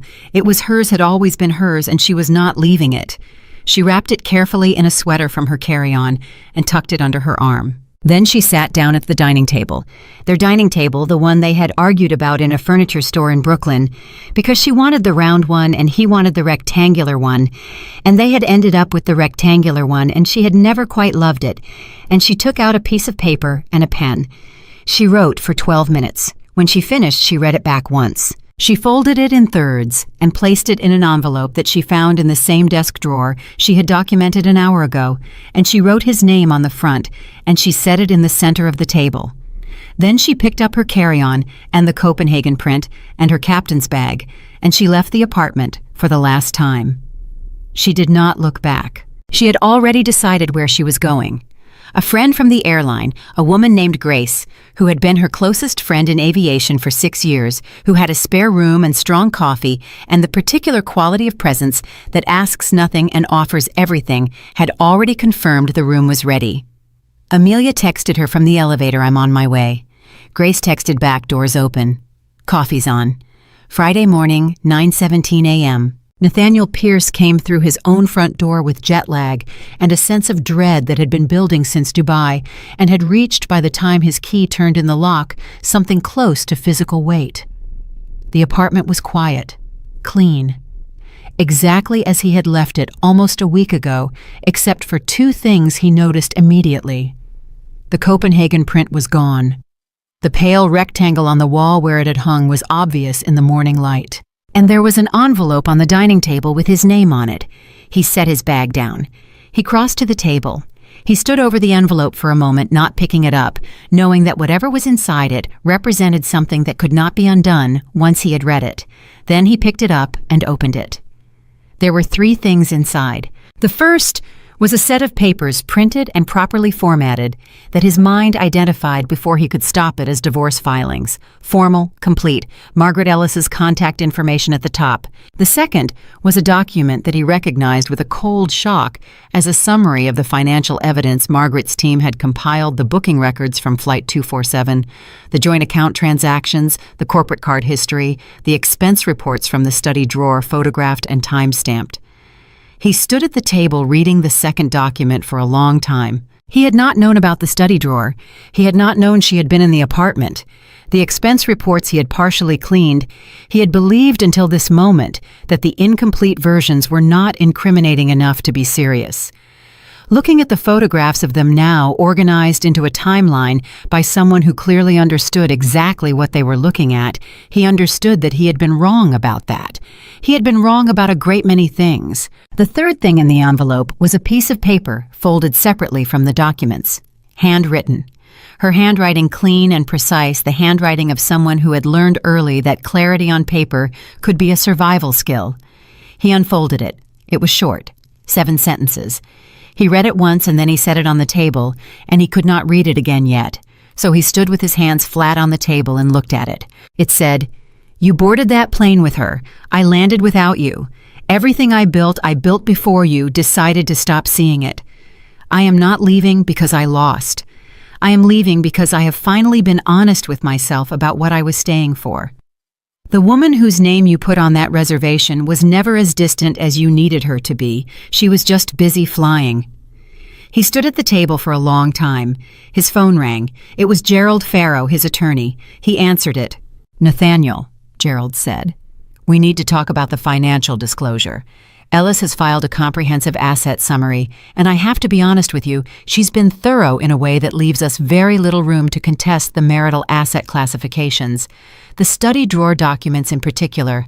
"I know," Nathaniel said. A pause. "You know?" "She was in the apartment. She documented everything." He looked at the envelope on the table. "She told me." Gerald was quiet for a moment. "She left you documentation of what she found." "In the divorce filing." Another pause longer.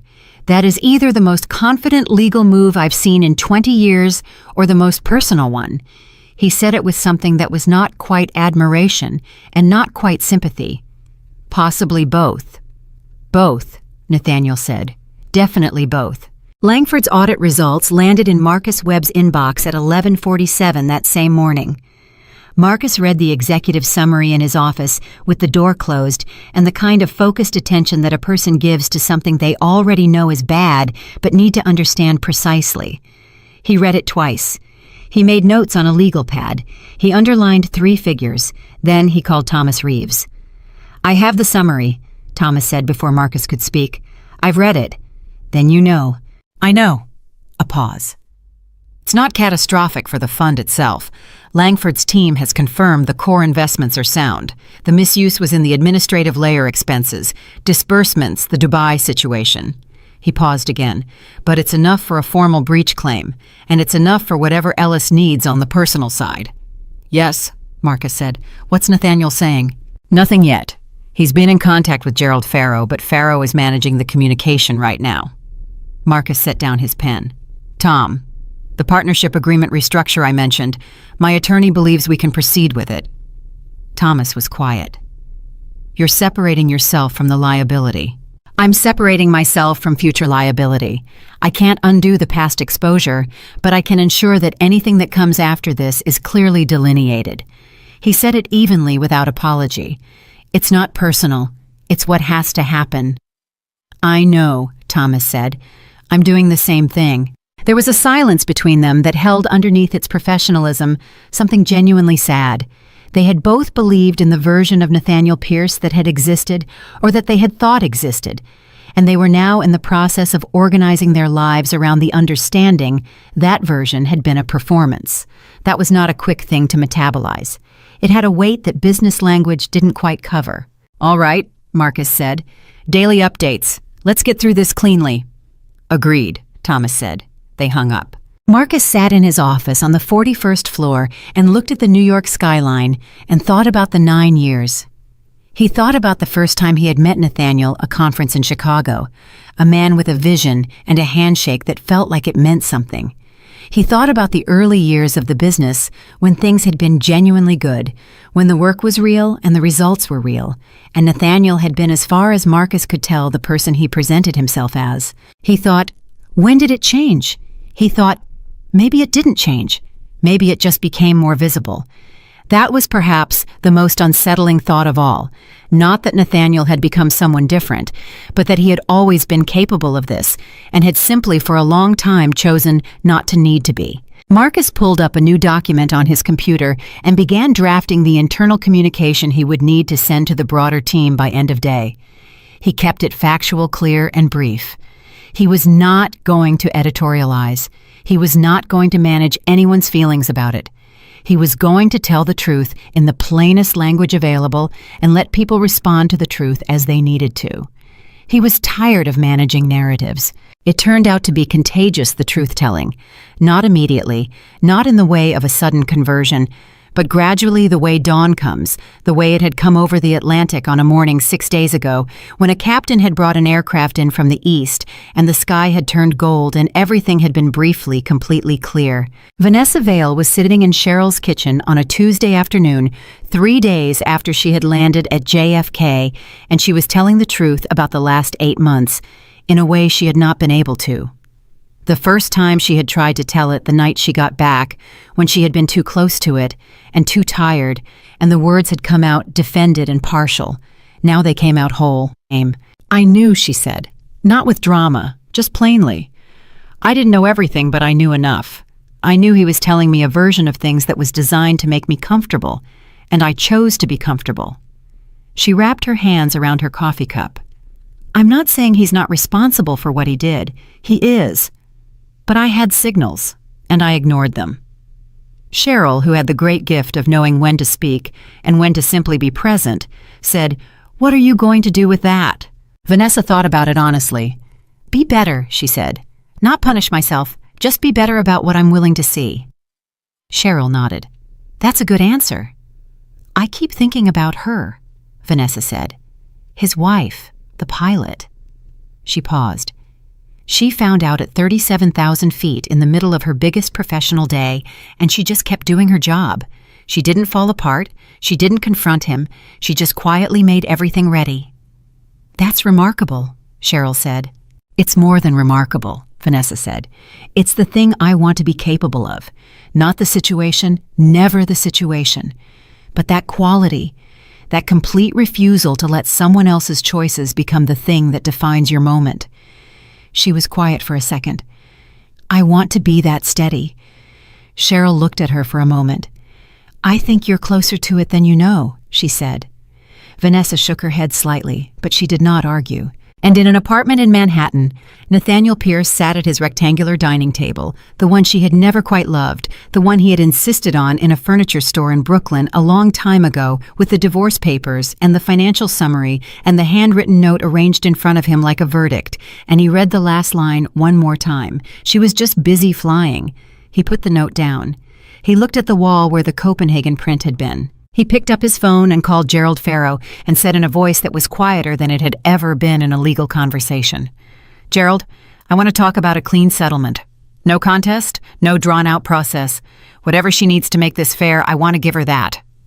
Gerald was silent for a moment. "That's a significant change of position from this morning." "I read her note," Nathaniel said simply. Another pause. "All right," Gerald said. "I'll call Ellis." Nathaniel set the phone down. He sat at the table in the quiet apartment, and he looked at the empty wall, and he felt the full, unmediated truth of what he had lost. And for the first time since Dubai, he did not reach for a strategy or a next move or a better angle. He just sat with it. He owed her that much. He owed her the honesty of sitting with it, even if she would never know he had. Gerald Farrow called Margaret Ellis on a Wednesday morning, 3 weeks after Flight 247 had touched down in Dubai, and the conversation lasted 11 minutes. Margaret told Amelia about it that afternoon over the phone, and Amelia sat in Grace's spare room with her legs crossed on the bed and listened without interrupting, which was something she had always been good at, the discipline of hearing things fully before responding to them. "He's offering a clean settlement," Margaret said. "No contest. Full financial disclosure, no resistance to the asset division, and he's agreed in principle to the terms we outlined in the initial filing." A pause. "He also, and this is unusual, Amelia, I want you to know, this doesn't happen often. He waived the standard 30-day response window.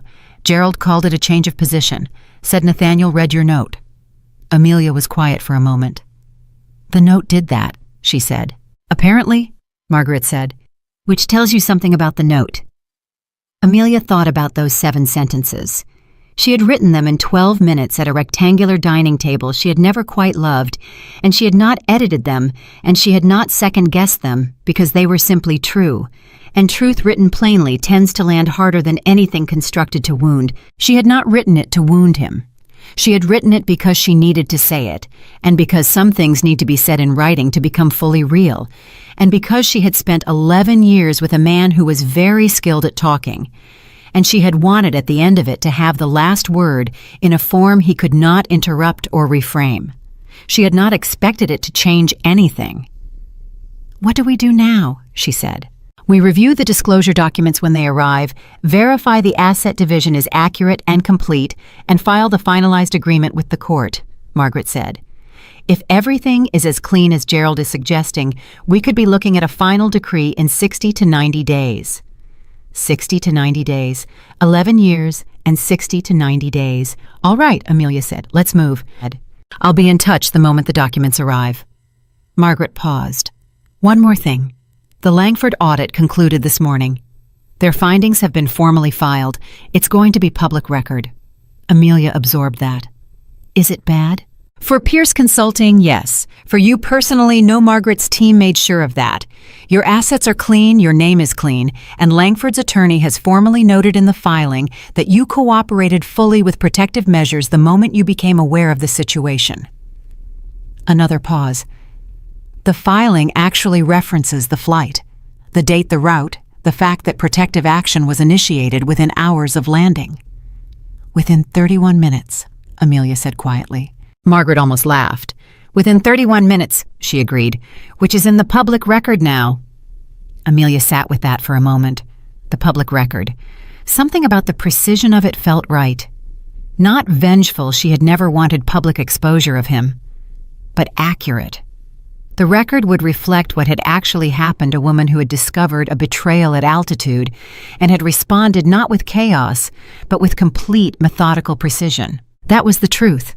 The record could hold it. "Thank you, Margaret," she said. "Thank you for being the kind of client who makes my job easier," Margaret said. "That's rarer than you'd think." They ended the call. Amelia sat in Grace's spare room for a while after that, not thinking about Nathaniel or the settlement or the 60 to 90 days. She was thinking about flying. She had a New York to London assignment in 4 days, and she had been reviewing the route updates that morning, and there was a low-pressure system over Iceland that she was watching with professional interest. Nothing dangerous, just something to track. The way you tracked all the variables that made up the picture of a flight weather fuel routing crew, the 100 small factors that combined into either smooth air or something you had to navigate through. She was good at navigating. She had always been good at it. She picked up her phone and called Daniel Reyes. He answered on the third ring, and she could hear the background noise of an airport behind him. "Captain Hart," he said, and she could hear in his voice that he was genuinely glad to hear from her. "Where are you?" she said. "Frankfurt layover. 4 hours. I was about to find coffee." A pause. "How are you doing? And I mean actually." "Actually," she said, "I think I'm okay. I think I'm more than okay. I'm just not completely sure yet." "That's honest," he said. "I've been practicing honesty. It turns out it gets easier." He laughed, and it was a real laugh, unguarded and warm. "I wanted to say what you did on that flight. I've flown with a lot of captains, Amelia, a lot of good ones. I've never seen anyone hold it together the way you did, not like that." She felt something move in her chest. Not pride exactly, something quieter and more lasting than pride. "I had a good co-pilot," she said. "You had a good captain," he said. "I just tried to stay out of the way." They talked for a few minutes more about the London route, about a mutual colleague who had just been promoted, about the Iceland low-pressure system that Daniel had also been watching. Easy, professional, real. The conversation of people who respect each other and show it by talking about the work. When she hung up, she felt the thing that had been quietly accumulating for the past 3 weeks become more defined. It was not happiness exactly, not yet. But it was its close relative, the sense of a life that is moving in the right direction, that has shed what needed to be shed and kept what was worth keeping, and is now tentatively but genuinely pointing toward open sky. 4 weeks after the flight, the settlement documents arrived. Margaret and Amelia sat across from each other in Margaret's office on a Thursday afternoon and went through them page by page, which took 2 hours and 40 minutes and a pot of coffee. Margaret had a yellow highlighter and a red pen and the focused attention of a woman who trusted nothing she hadn't personally verified, which was precisely what Amelia needed. The disclosure was complete. The asset division was fair, which was to say it was accurate. Everything Amelia had contributed was accounted for everything. Joint was divided cleanly, and the Pierce Consulting exposure had been fully separated from her personal finances through the protective filings Margaret had moved on in Dubai. There was one moment somewhere around page 37 when Amelia saw the value of the joint retirement account they had been building for 9 years, and the number made something in her go briefly, quietly still. Margaret noticed. She said nothing, just gave it a beat. Then Amelia turned the page and kept reading. When they finished, Margaret set down her highlighter and looked at Amelia directly. "It's clean," she said. "He did what he said he would do. No games, no hidden assets, no last-minute maneuvering." She paused. "I've been doing this for 22 years. Contested divorces, fraudulent disclosures, asset hiding. I've seen everything. This is one of the cleanest voluntary settlements I've processed." "He read the note," Amelia said. "He read the note." Margaret agreed. Amelia picked up the pen. She signed where she needed to sign. She did it without ceremony, without hesitation, with the same focused efficiency she brought to every document that mattered. When she set the pen down, it was done, and she felt it land not as loss, not as relief, but as something that had been pending for a long time, finally resolving into its correct form. "What now?" Margaret said, in the voice of someone asking a genuine question rather than a professional one. Amelia thought about it honestly. "London in 3 days," she said, "and then I think Singapore after that, and I need to find an apartment." She paused. "Not a temporary one, an actual one. Mine." "That sounds right," Margaret said. "It does," Amelia said, and meant it completely.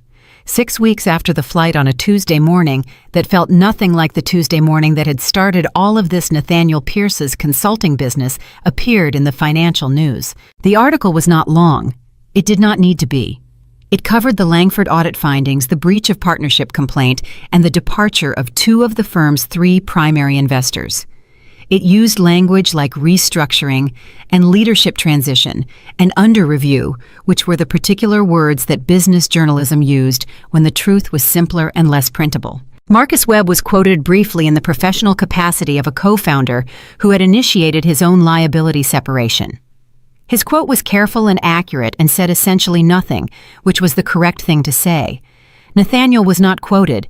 He had not responded to the journalist's request for comment, which Gerald Farrow had advised, and which was probably the most strategically sound decision he had made in recent memory. The article was read by approximately 400 people, which was not very many, and was shared by approximately 40, and was forgotten by most of them within a week. It was not a catastrophic public exposure. It was something quieter and in some ways harder, the permanent searchable factual record of a failure. The kind of thing that comes up when someone types a name into a search engine. The kind of thing that follows a professional reputation, the way a shadow follows a person on a bright day, always there, always attached, impossible to argue with because it is simply true. Nathaniel read it in his apartment, sitting at the rectangular dining table drinking coffee from the machine Amelia had bought. He had not replaced it. He did not know why exactly it was not sentiment, or not only sentiment. It was partly that it made very good coffee, and partly that he was not ready yet to make all the replacements that his new life was going to require, and he was trying in small ways to practice the patience of not moving too fast. He set his phone face down after reading the article. He had spoken to Marcus once briefly 2 weeks ago in the parking garage of a building where they had both had meetings, which was the kind of accidental encounter that a city like New York produced and that no one could entirely avoid. It had lasted 4 minutes, and had been in its 4 minutes the most honest conversation they had ever had. Marcus had told him that the restructure was proceeding, and that he was sorry, and that he hoped Nathaniel found his way through it. And Nathaniel had said thank you, and had meant it, and had felt as Marcus walked away the full specific weight of a friendship that had not survived his choices. He had not tried to argue with it. Argument required a version of events in which he had a case, and he was no longer in the business of constructing those. He thought about that sometimes, the versions of events he had constructed, how good he had been at it, how much energy he had spent on the architecture of his own narrative, shaping, managing, adjusting, always making sure the story he told about himself was one he could live inside comfortably. He was living inside a different story now. It was less comfortable. It was also, he was slowly discovering, more real. He did not know what to do with that yet. He was working on it. The first time Amelia saw her own face in an airport, she did not recognize herself immediately. It was 2 months after the flight. She was moving through Heathrow on the return leg of a London assignment, rolling her bag through the main terminal, thinking about the fuel load on the next rotation, and whether she wanted coffee before her connection. And she looked up, because something caught her peripheral vision, a large format print on the wall above the departures board. Part of a series of airline campaign images she had vaguely known were coming, but had not expected to encounter in this way unannounced in the middle of a Tuesday afternoon in a busy terminal. It was her, full uniform, captain's hat, looking directly at the camera with the particular expression of a person who is completely comfortable in the place where they are standing, which she had been, because the photograph had been taken in a cockpit, and the cockpit was where she was always most herself. Below the image in large, clean type, leading the future of international aviation, Captain Amelia Hart. She stopped walking. A family with a stroller moved around her. A businessman in headphones walked past without looking up. She stood there for a moment and looked at her own face on the wall of Heathrow Airport and felt something she had not felt since before any of this, something uncomplicated and clean and entirely her own. She thought, I look like someone who knows where she is going. She thought, because I do. She picked up her bag and kept walking. She had a flight to catch. What she did not see, because she was already moving, because she had already turned toward her gate and was thinking about fuel loads and connection times and the particular pleasure of a clean takeoff on a clear morning. What she did not see was the man who had stopped at the entrance to the terminal and was looking up at the same image. Nathaniel Pierce had a meeting in London. He had booked it 3 weeks ago, part of the slow, unglamorous work of rebuilding a consulting practice that no longer had Langford's backing or Marcus's partnership, but still had, when he was honest about it, his genuine expertise and the relationships that had survived the wreckage. Not all of them had. Enough had. He had come through the main terminal because it was the fastest route to the cab rank, which was why he was standing here now, looking up at a photograph of his wife. His ex-wife, the settlement had been finalized 12 days ago, displayed above the departures board of one of the busiest airports in the world. He stood there for longer than he had intended. He looked at her face. The expression he knew and had not, he understood now fully seen in a very long time. Not because it had changed, because he had stopped looking. Around him, Heathrow moved with its relentless, indifferent efficiency. Thousands of people in transit going somewhere, coming from somewhere, carrying everything they needed and leaving everything they didn't. Nobody noticed him. He was not in this terminal in this moment, anyone in particular. He was a man in a good coat looking up at a photograph on a wall, and the photograph was of someone who had moved past him so completely that the distance between them was no longer measurable in any unit he knew. He thought about what she had written. She was just busy flying. He thought about the kitchen on a Tuesday morning, the charcoal suit, the cold coffee, the practiced way he had said, "That's great. Really, you've been waiting for this one," and how easy it had been to say it while holding the knowledge of what he was about to do. He thought, I did not deserve her. Not as a consolation, not as self-pity, just as the plain, factual, unadorned truth that he had arrived at slowly over 2 months of living inside a life stripped of the performance he had maintained for so long that he had confused it for his actual self. He had not deserved her. He had not understood what he had. He had treated the most substantial person in his life like a constant, like something that would always be there regardless of what he did, the way you treat the ground beneath your feet without ever thinking about what keeps it solid. He had been wrong about that. He lowered his gaze from the photograph and picked up his bag and walked toward the exit. He did not look back at the image. He had a meeting to get to, work to do, a version of himself to build that was smaller and more honest and less polished than the one he had destroyed, but that might in time have the advantage of being real. That was what he had now. He was going to have to find out if it was enough. 3 months after flight, 247, Amelia signed a lease on an apartment in Brooklyn. It was smaller than the Manhattan apartment. The ceilings were lower, and the kitchen was not as well equipped, and the view was of another building rather than any kind of skyline.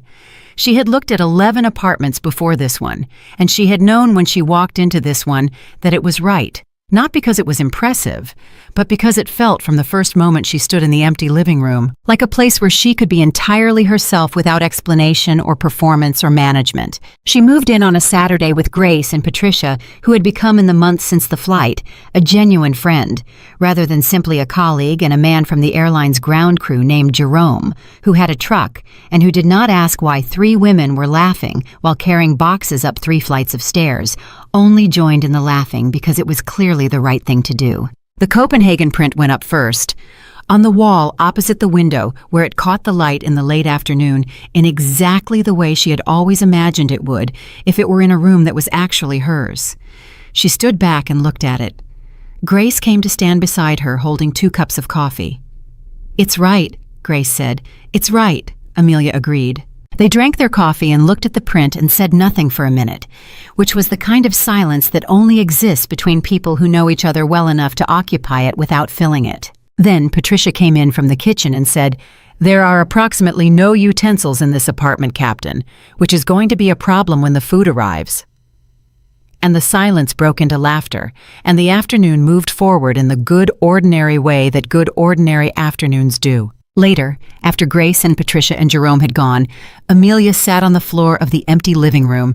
Her furniture was arriving Monday and ate cold noodles from a container and looked at the Copenhagen print in the last of the evening light, and she let herself feel fully and without qualification the specific texture of this moment. She was 41 years old.